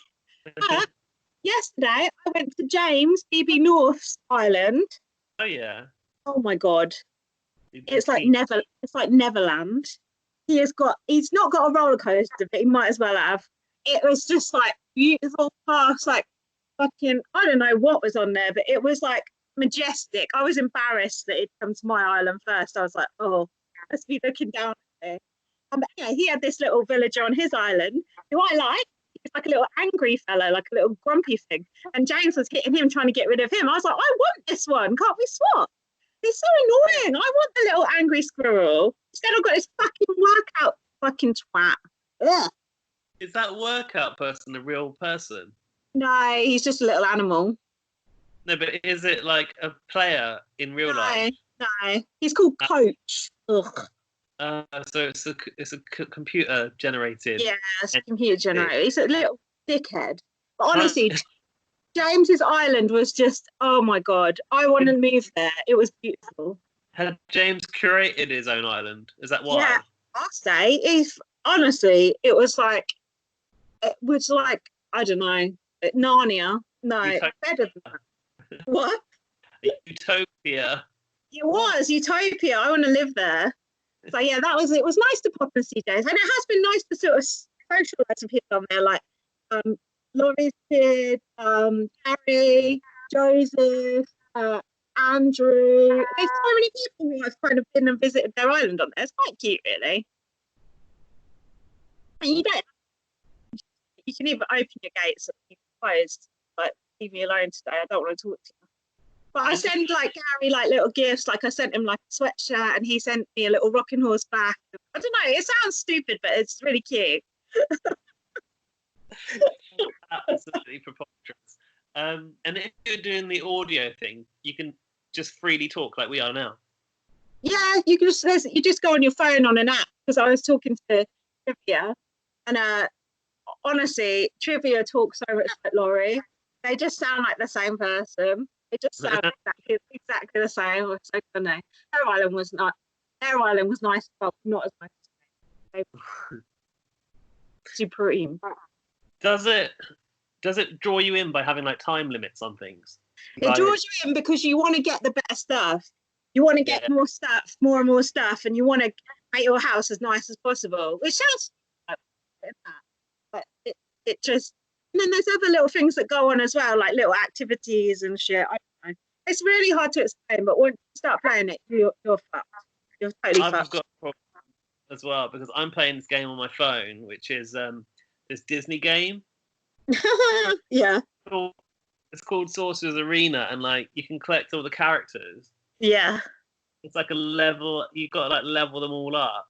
Oh yeah. Like you have to wait for like the energy to replenish itself. So once your energy comes back, you want to go back in and play again. And to level up all the characters. You're not spending actual money on that, are you? No, that's the thing. I'm not. So it's really progress, but like you want to like get all of the little, get all these things up so you can like get all the powers. It's so tough. And if you do all of your achievements every day, you get like extra points and extra diamonds and stuff. Oh yeah. Mm. I've been too much time on this daily because I want to get my daily achievements unlocked. Don't you think these things they're just pacifying us, aren't they? I wish I'd never started it, but now I can't leave. That's what I'm like with Animal Crossing. If I hadn't downloaded Animal Crossing, I could be writing that new book. And I could be doing the First Aid Kit Girl audio book. I still fucking wouldn't be. That's the whole point. It's impossible. Can I just say audio book? I really want to do the First Aid Kit Girl audio book. But it's impossible to get a moment of peace and quiet where Towie's not meowing. There's not someone shouting outside. That's my excuse. There's my excuse. Yeah, no, for that you'd have to go to a studio. Well, I did the first chapter. That was the end. That was the end. I will try. Don't you feel like this guilt all the time? Like, oh, I should be doing something. I should be doing this. I do. I feel it all the time. You shouldn't. And also, I think there's a lot of pressure on people to do all these stuff which they aren't doing and which they would normally do. And I think for people that are working from home, it's really hard to be as productive, and people have got a lot of pressure, but like it is harder to be productive when you're working from home. It's a completely different way to work. People have got kids in their lives and other people. I don't know how people are working from home with kids. That is nuts. Exactly. I know, but then don't you feel like, oh, well, we're not even having to work, so we should be doing X instead, and then we're not, and it's like, No. I think this is a personal thing, because I've always felt like this because I always wanted to be a writer and blah blah blah, and just whenever you're not writing you always feel guilty, and in the past few years like I've just sacked off writing fast, but now I'm like, oh, now I should really be doing it again, so now I'm feeling guilty again, so it's just like, oh. That's if you have a gym membership you don't go. Yeah. It's like my gym is open 24/7 when it's open, which means I'm literally not there at any time. Like, I'm also not there at any time when I could be. Are you going to cancel your gym membership now? I did think about that. I Mm. managed to get my membership down to £27 a month, so it's not that expensive. Also through work, but Surely it should be on pause right now. Oh, actually, no. it is Yeah. pause at the moment. Good. But I can do quite a lot with what I got. So if I got some more home gym equipment, especially in the summer, I'll probably be more inclined to do more at home. But Yeah. at the same time, of equipment in the gym I could never get in my house. Yeah. Much it's too expensive as well. Mm. So We'll see. what have you been? Fuck the gym. What have you been watching? So Dan and I got Disney Plus. Oh, is it good? Oh, yeah, if you like Disney content, which obviously I do, but Yeah. we actually haven't watched much Disney content. We watched all the Marvel films. I don't know if you Okay. like superhero films. No.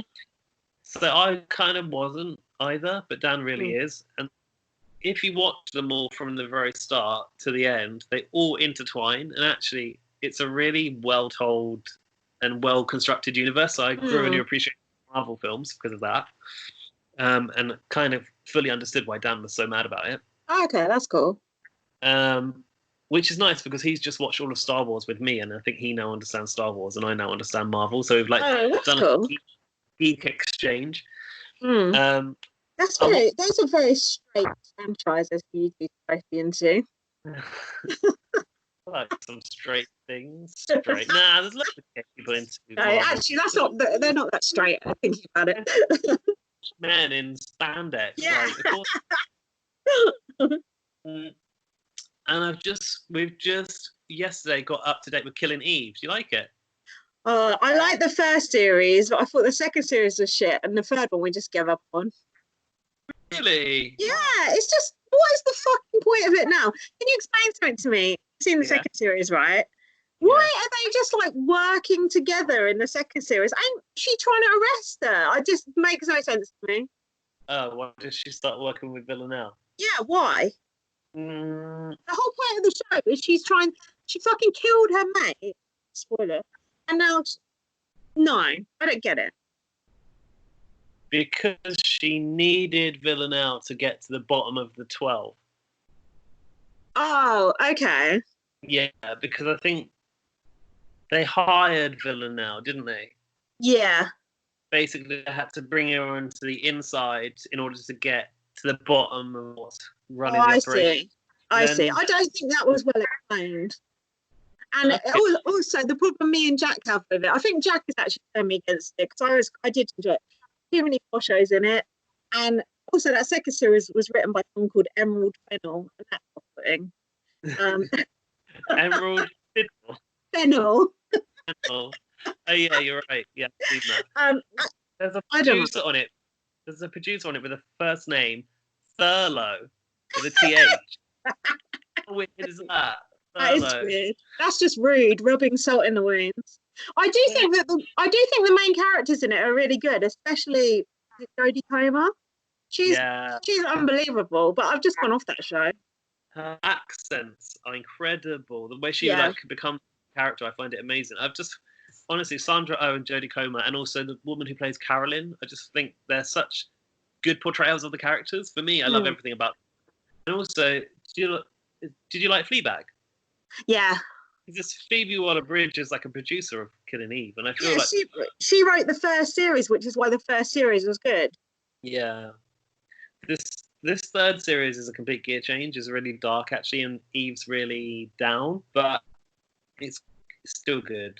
I'm over it. Oh, really? Yeah. Maybe I should try watching it again because that puts me off. It's like, oh, this posh person, that posh person.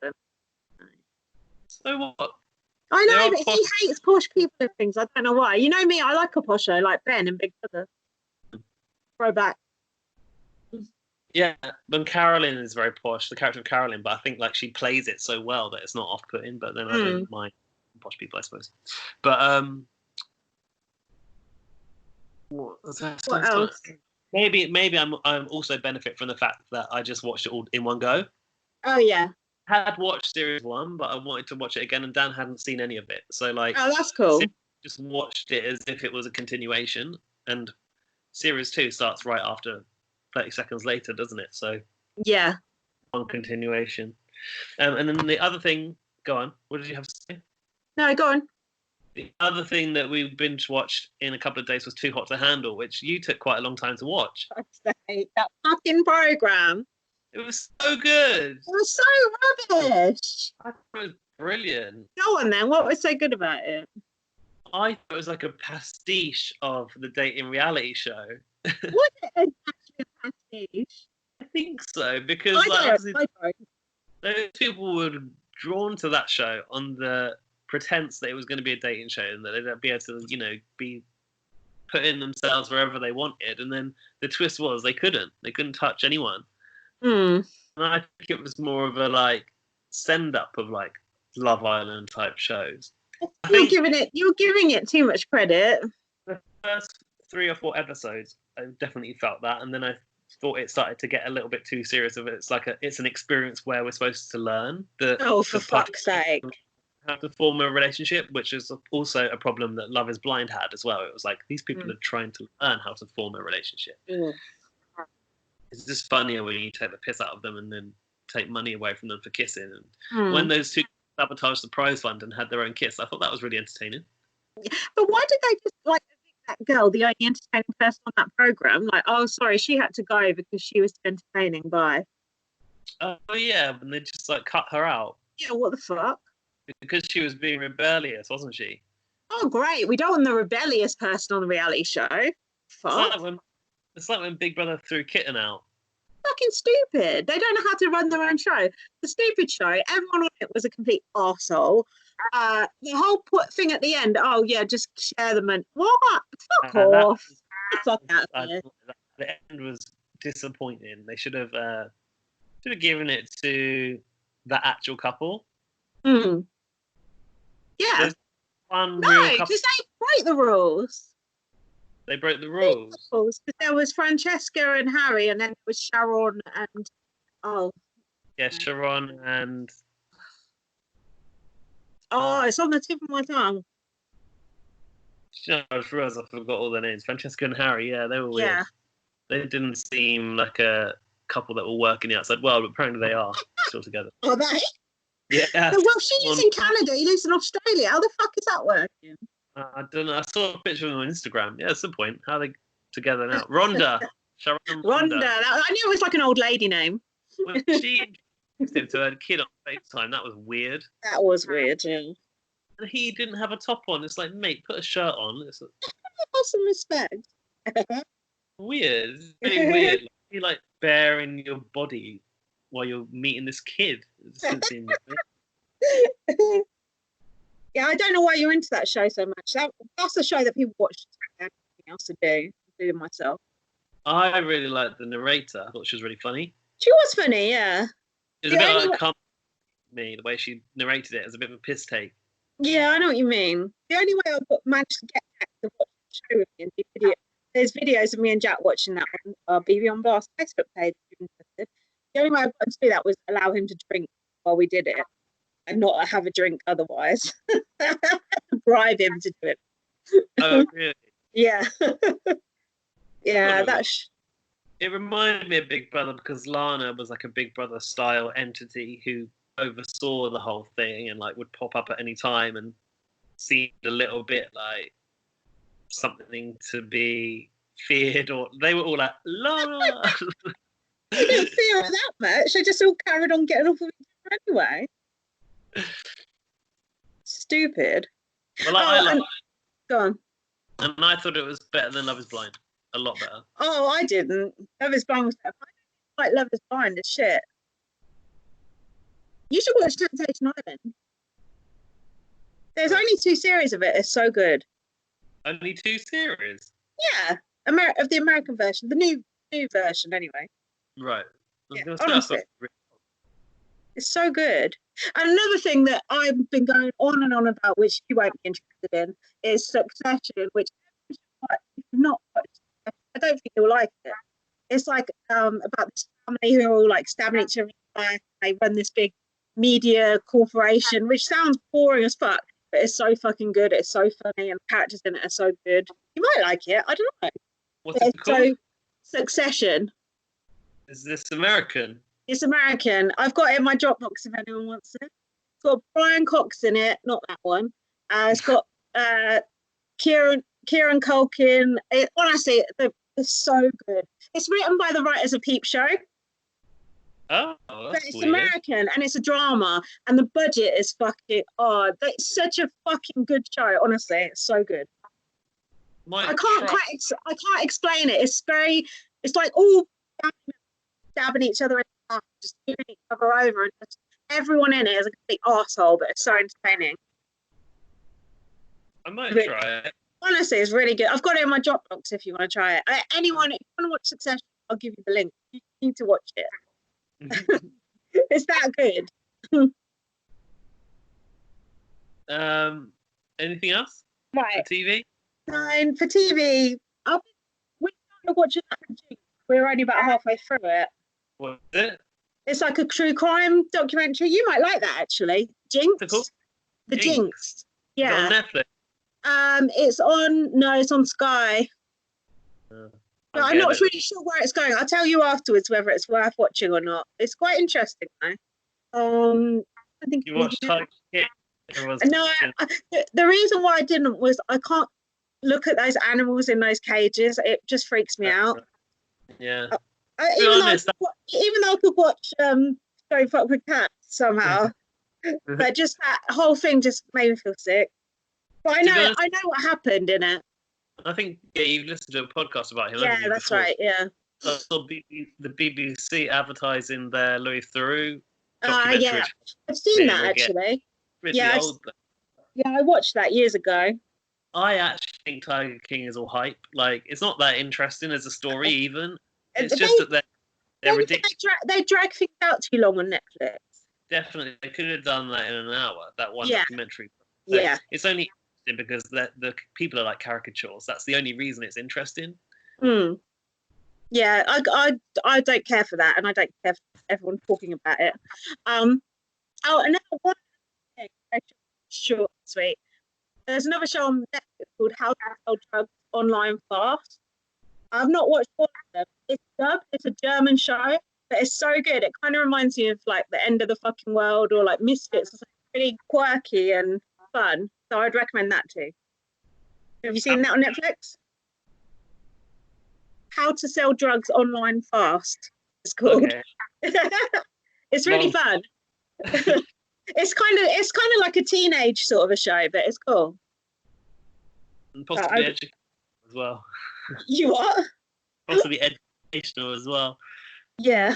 I saw something on Vice TV about how kids are buying drugs on Snapchat. Did I tell you about that already?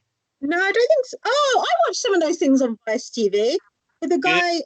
Yeah, I like that presenter. Jack's got a bit of a crush on that guy. Maybe we were watching something about like LSD and Viagra and shit like that. Yeah, there's lots of good stuff on their YouTube, right?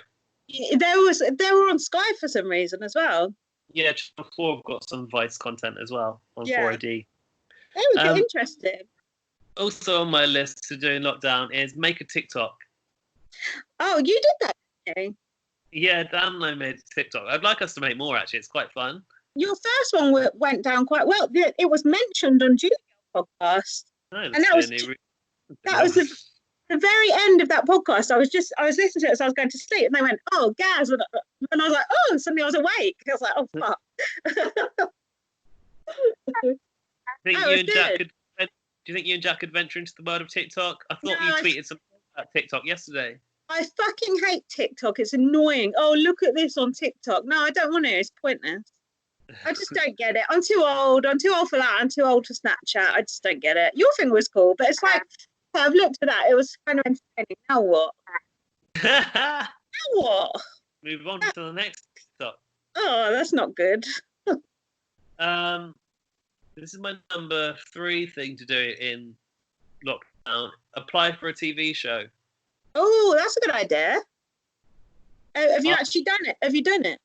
I want to apply for, and I don't know if you watched it, Race Across the World. No, I want to know about this show because everyone's been telling me I should watch it. So don't spoilerize me. Alfie has been particularly bending my ear about it. Should I watch it? Alfie loved it. I think that you would like it, but I don't know because it's not like studio based. It's harder to know if you will. But outdoors. I don't like things outdoors. But it's not outdoors per se. It's not like they live on an island. They have to travel across the world with a limited budget. What I liked about this series, and I think there is already one series from last year, but I didn't watch it, and I reckon this series probably the ratings went through the roof because no one's got anything fucking to do. But the people on it were more like normal people. They weren't like reality types, which might actually not appeal to you anymore. Like you quite like those sort of, I'm so far the other way. Yeah, exactly. But, they're more like the one thing that I actually thought the casting was bad to begin with. It took me a few episodes to really warm to all of the people in the game, but they all seem to have like an issue to overcome, and I felt like it was a little bit too BBC. It was like, oh, can this couple, rekindle whatever? I see. They definitely like that.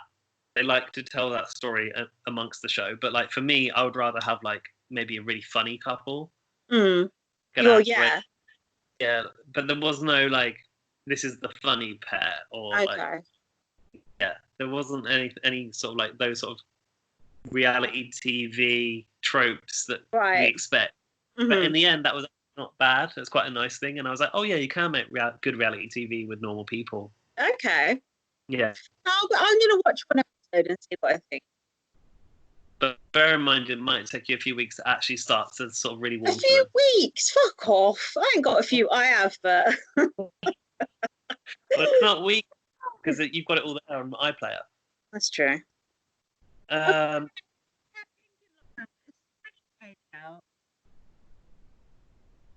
just cut out, but you're talking about your hair. What? Yeah, I dyed it pink. But it's already faded out. Yeah, I noticed that, but have you not got any more dye? Yeah, I've got more. I'm going to dye my hair permanently orange, but not yet. Orange? Yeah, orange. Ginger or orange? Or like bright orange. I bought the dye already. Like that woman out of Gimme Gimme Gimme. Yeah. Oh God. Well, I was thinking more of like her out of Fifth Element, but yeah. Great. Thanks a lot, Kathy Burke and Gimme Gimme Gimme. I love Kathy Burke, but that's not a good look for her. Anyway, I'm going to do that in the next week. Okay. But did you see Jack's turquoise hair? Looks cool. Yeah, is his washed out yet? No, his has stayed in quite well. Don't know how. Annoying.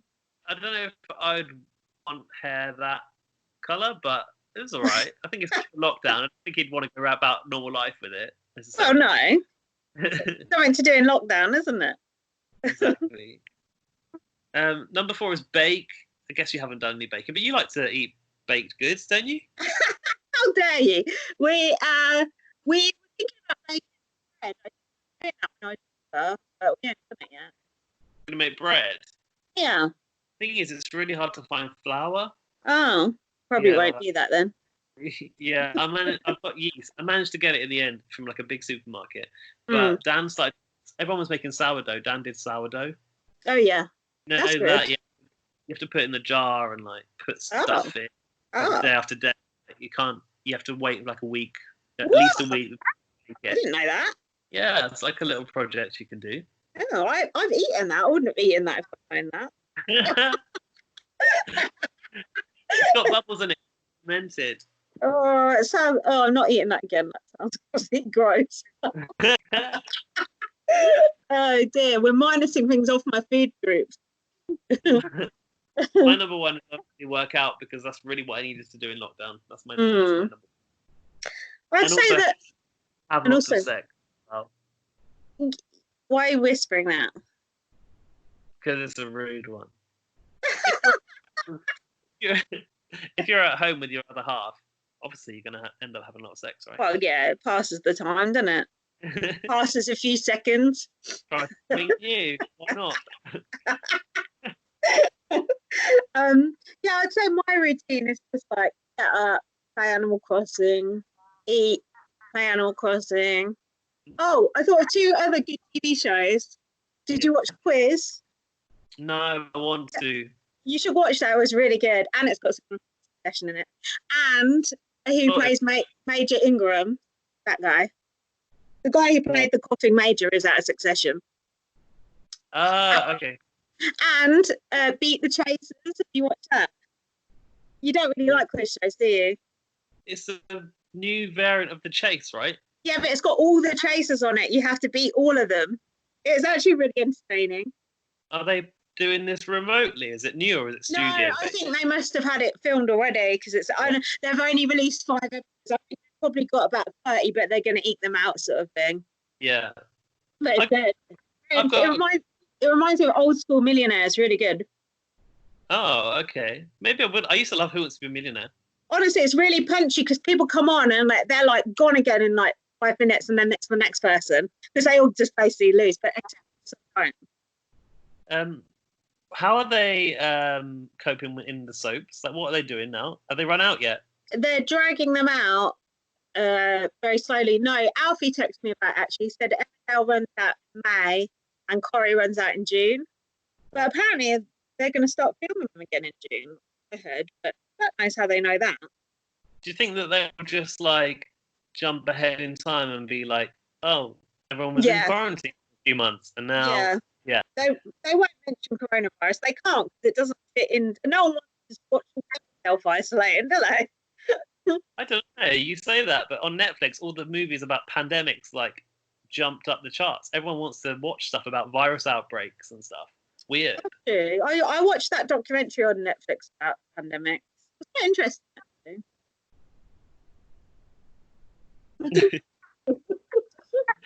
So these are my things not to do in quarantine. Get locked out of your house is one of them.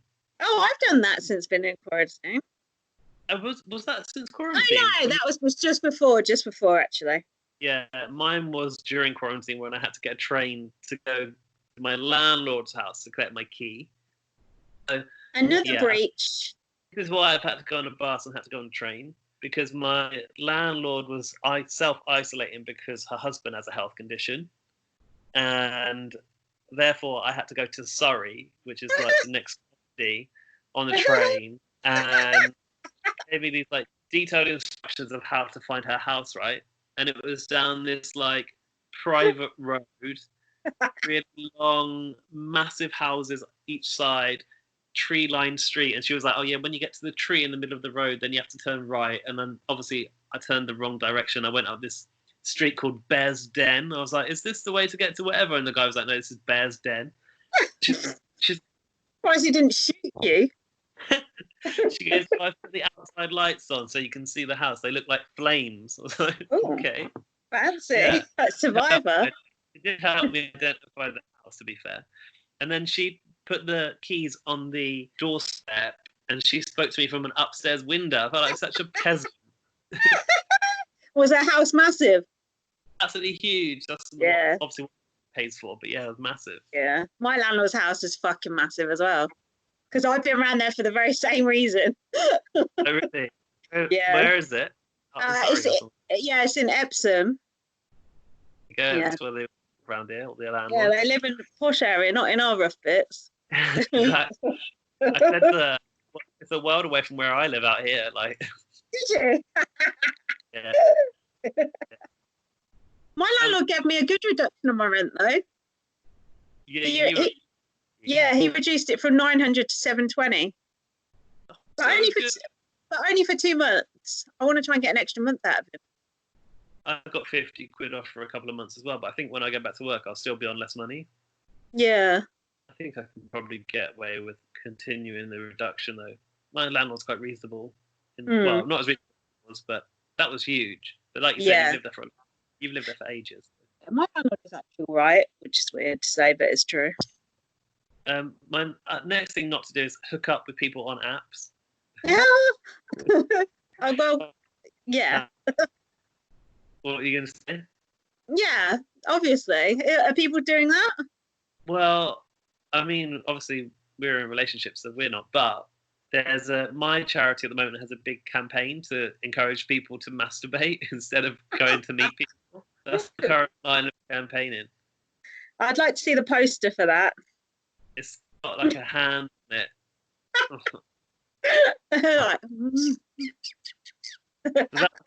That's what I can look forward to working on if I do go back to work, encouraging people to stay at home and masturbate. That sounds fun. But you just know that people are still doing it. They must be. I mean, to be honest, if you were single, would you? No, I don't think so. I think I might. I might if it was someone really, really nice. Oh, yeah, I suppose. Once in a lifetime opportunity. Yeah, if it was, now or never, you know.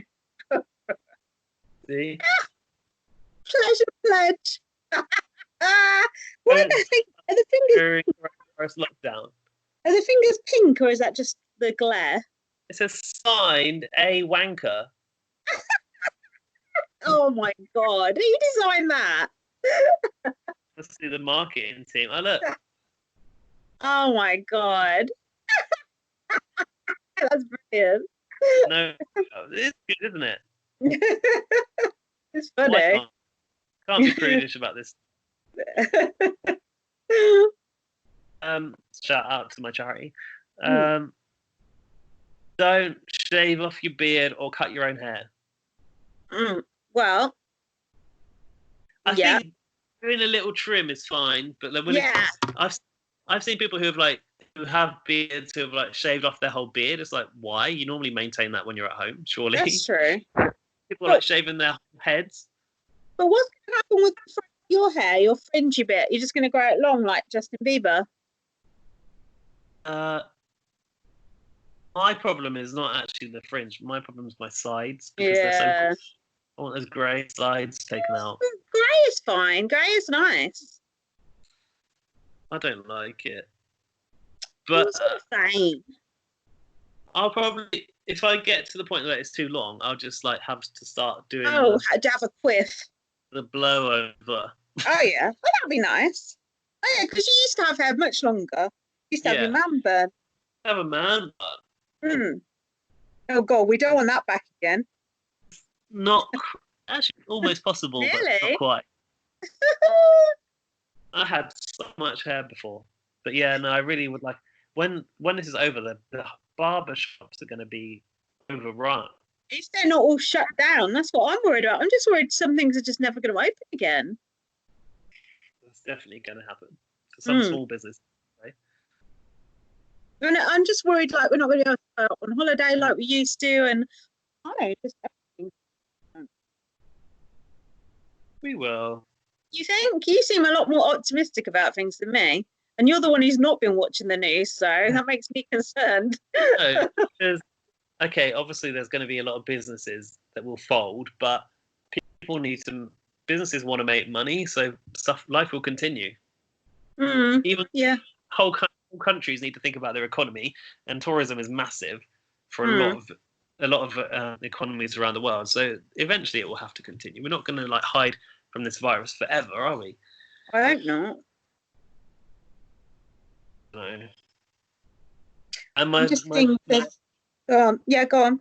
My top not to do in lockdown is start an OnlyFans to make up for your lost income. I've been hearing about Cameron's OnlyFans recently. Recently? Cameron Coles. Yeah, someone sent me the details and said he was posing for pictures of his boyfriend or something. Oh, actually, I was sent some pictures. Did I ever send them to you? Was it? I don't think so. From Judy Girl sent me some. Oh, I'm not sure I want to see them, to be honest. Probably you don't, actually. Actually, maybe. I'll see if I can find it. Oh, don't show it on here because he needs to make money for that. Yeah. Also, yeah, he only won like 100 grand. And it's explicit. We don't care about that. We should, whenever we do, if we put it on YouTube. Oh, we should ask Cameron to check in and see what he's done with himself post Big Brother. I know, but it sounds quite bleak from what I've been hearing. Hopefully he's okay. women. Yeah, You're still liking okay. women. Not like that, but not hating them. Yeah, is that it? Go on. Have you got any more discussion points? Any more questions? Just that before this started, I was like looking for a new job, hoping to progress my career. I was feeling a bit, like my skills weren't being utilized very much in my job. So now it just feels like, like I'm just nothing. But I don't know, it's a funny time to apply for a job, isn't it? Unless you want to go and pick fruit on a farm. I'm doing that already on Animal Crossing, so I've got the skills. I don't know. I just feel like, in a way, I would like to get a new job, but it's a funny time. You'd be lucky. Well, just be grateful for the one you've got if you've still got it at the end of this, really. I am, but also my friend said to me, you need to get a job outside the charity sector. She said you should go and work for, a university or a library or a council or something like that. It's kind of true. Charity sector is precarious at the moment, I would say. Yeah, I think it has been for a while. Kind of always is. I don't know. Maybe it's harder now. I think it's getting harder now to convince people to part with their money. Yeah. That's why for our sector. Yeah. That's a bit serious for us, isn't it? I know, but also I am really good at what I do, and the fact that they're not taking advantage of that. But I'm looking on my professional Twitter about all the stuff that internal communicators are doing during the crisis, and there's so much interesting stuff going on, and I'm here fucking on Animal Crossing. It just fucks me off. I just feel like I could offer so much. But they're just not interested. I get that they've furloughed 60% of staff, so it's a lot of people. It just could be such good experience for me that I'm not getting. And I know that in the grand scheme of things, that is just absolutely nothing. So I shouldn't even be moaning about that, but that's how I feel about it. So I don't know why, but in my company, in my charity, they're treating furlough as confidential information. So they never actually told us who's been furloughed. Like they told individuals, but they didn't tell everyone else who else is. Bit weird. Are you getting a weekly sort of update? We get a weekly email. I haven't checked my emails once, so. No, we're getting it to our home email sort of thing. No, we're not getting that. We're told to not be part of it. Oh, fair enough. Yeah. Well, we should check our BB on Blast emails actually, because I did ask for emails, but I don't have anyone's given me. Did you have it? We log in. Have you got I might have it. Actually, hold on. Oh no, I feel like we're ending on a sour note now. Let's talk about something fun. No, I don't think anyone's fucking emailed us. Motherfuckers. Oh, I've got a question for you. Oh, go on. Have you heard anything about Australian Big Brother yet? It's happening in June, right? Yeah, so they released a trailer with pictures of their house. I guess you've avoided that. Oh no, I just haven't seen it. Okay. And for some reason, they've revealed one housemate. Oh. And I don't know why, because it doesn't sound very interesting. Is it someone famous or something? I don't think so. Just checking my other emails. What the spam we've got? What? Oh, what's that? It's full of spam from something called Juxin Radhima. Oh, I know. I don't know what that is. Oh, also, bbonblast.com has gone down, I think, because I ain't paid the thing. No. Let's have a look. It's too expensive. You have to pay 60 quid for it. Oh, yeah. bbonblast.com is now dead. So if you want that to come back, that's fine. But I have bought the domain, so you can't go and buy that. So if internet trolls, behave yourself. I just can't actually connect it to the website because I can't afford it because Wix is so fucking expensive. I hate Wix. Oh, we did have Jersey RY guy on Instagram. who's Ryan Corman. He's listened to the podcast for ages. He did say on my picture, "Do you guys still do the podcast?" So that was some interest. And also on Twitter, Who's that person? who is it? Who's who? Someone was writing on. Someone, Leslie, was it, commenting on Twitter today? Oh, was it Swanky Martini? Yes, this is it. She said, "I'm currently alone and furloughed. Maybe on Blast episode would bring much joy. Happy birthday, Gaz." That's Leslie at Swanky Martini. Oh, and she's also hiding from tornadoes. So she's definitely got it worse than us. How do you feel? People who are like actually having serious things. This is just a pair of assholes. Did you just say that we're a pair of assholes? No, don't you think people think we're a pair of assholes moaning about like not having anything to do, and we're just a pair of fucks, you know? I haven't moaned about not having anything to do. I said I love having nothing to do. I just know people. There's a lot of people going through really bad, way worse time than us. So Yeah, and hopefully us talking shit about stuff that we're not qualified to comment on will be a little bit of a distraction. yeah, hopefully. Yeah, I am. Oh no, I'm being maudlin again. I am definitely concerned about domestic violence during the lockdown. That is a massive concern of mine. Imagine being stuck with someone abusing you during the lockdown.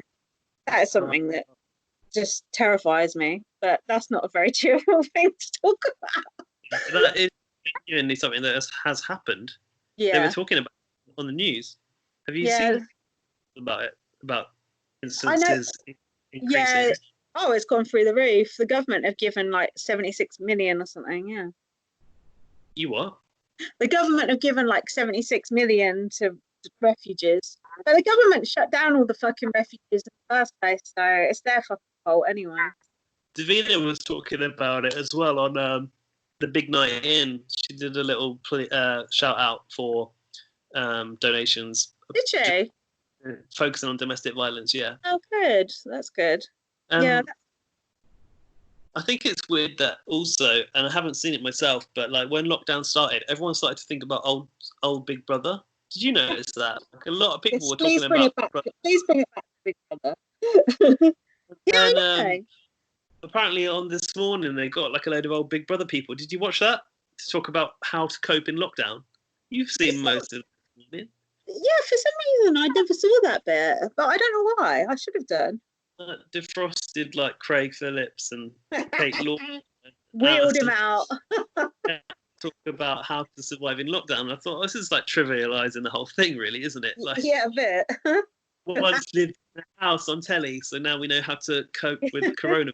Like, no. Oh God. Oh, coronavirus. I've talked for too long. My throat hurts.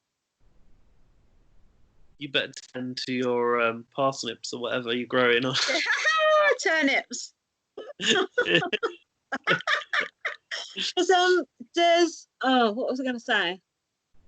Oh, for fuck's sake! Have you asked all your questions? Yeah, I just had my top. All I had was my top 5s of to-dos and not to-dos. Okay. One of which you've cutting your own hair. Yeah, but look, it's not so bad. I think it's fun to touch up your fringe.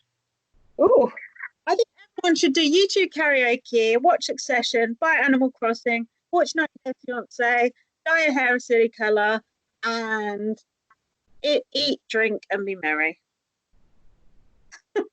Mine is create your own restaurants at home, simulate your favourite restaurant, lift something heavy, apply for a TV show, make a TikTok, and bake something. Have you actually applied for a TV show, though? No, it's on the to-do list since last week. I actually want you to do that, though. Thing is, I think that show is going to be inundated with applications this year.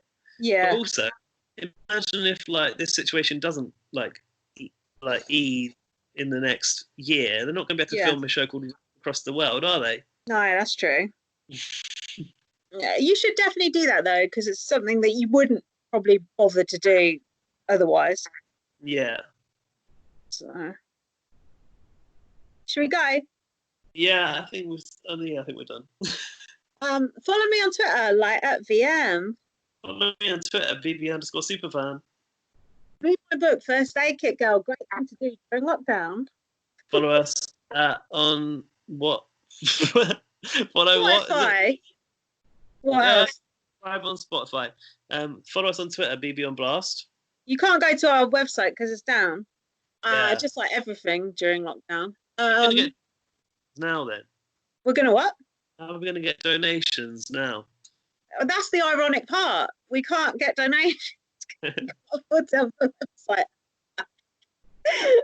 I'll try to do it at some point when I've got some more money, which is not now. bbonblastpod@gmail.com. Isn't that also our PayPal address? Oh yeah, that's a good idea. What? Get that website back up and running with a few I'll try. donations. Yes, please. If you enjoyed this podcast, thanks very much. I don't think we should do any BB blast from the past until we get together again.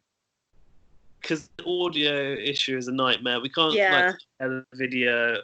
And the next Big Brother UK that we need to cover is Big Brother 5. And I've only got a DVD. So, there's no way I can play that from here and share it. It'll be nice to do together anyway. And I've still got my fucking phone at your house. So annoying.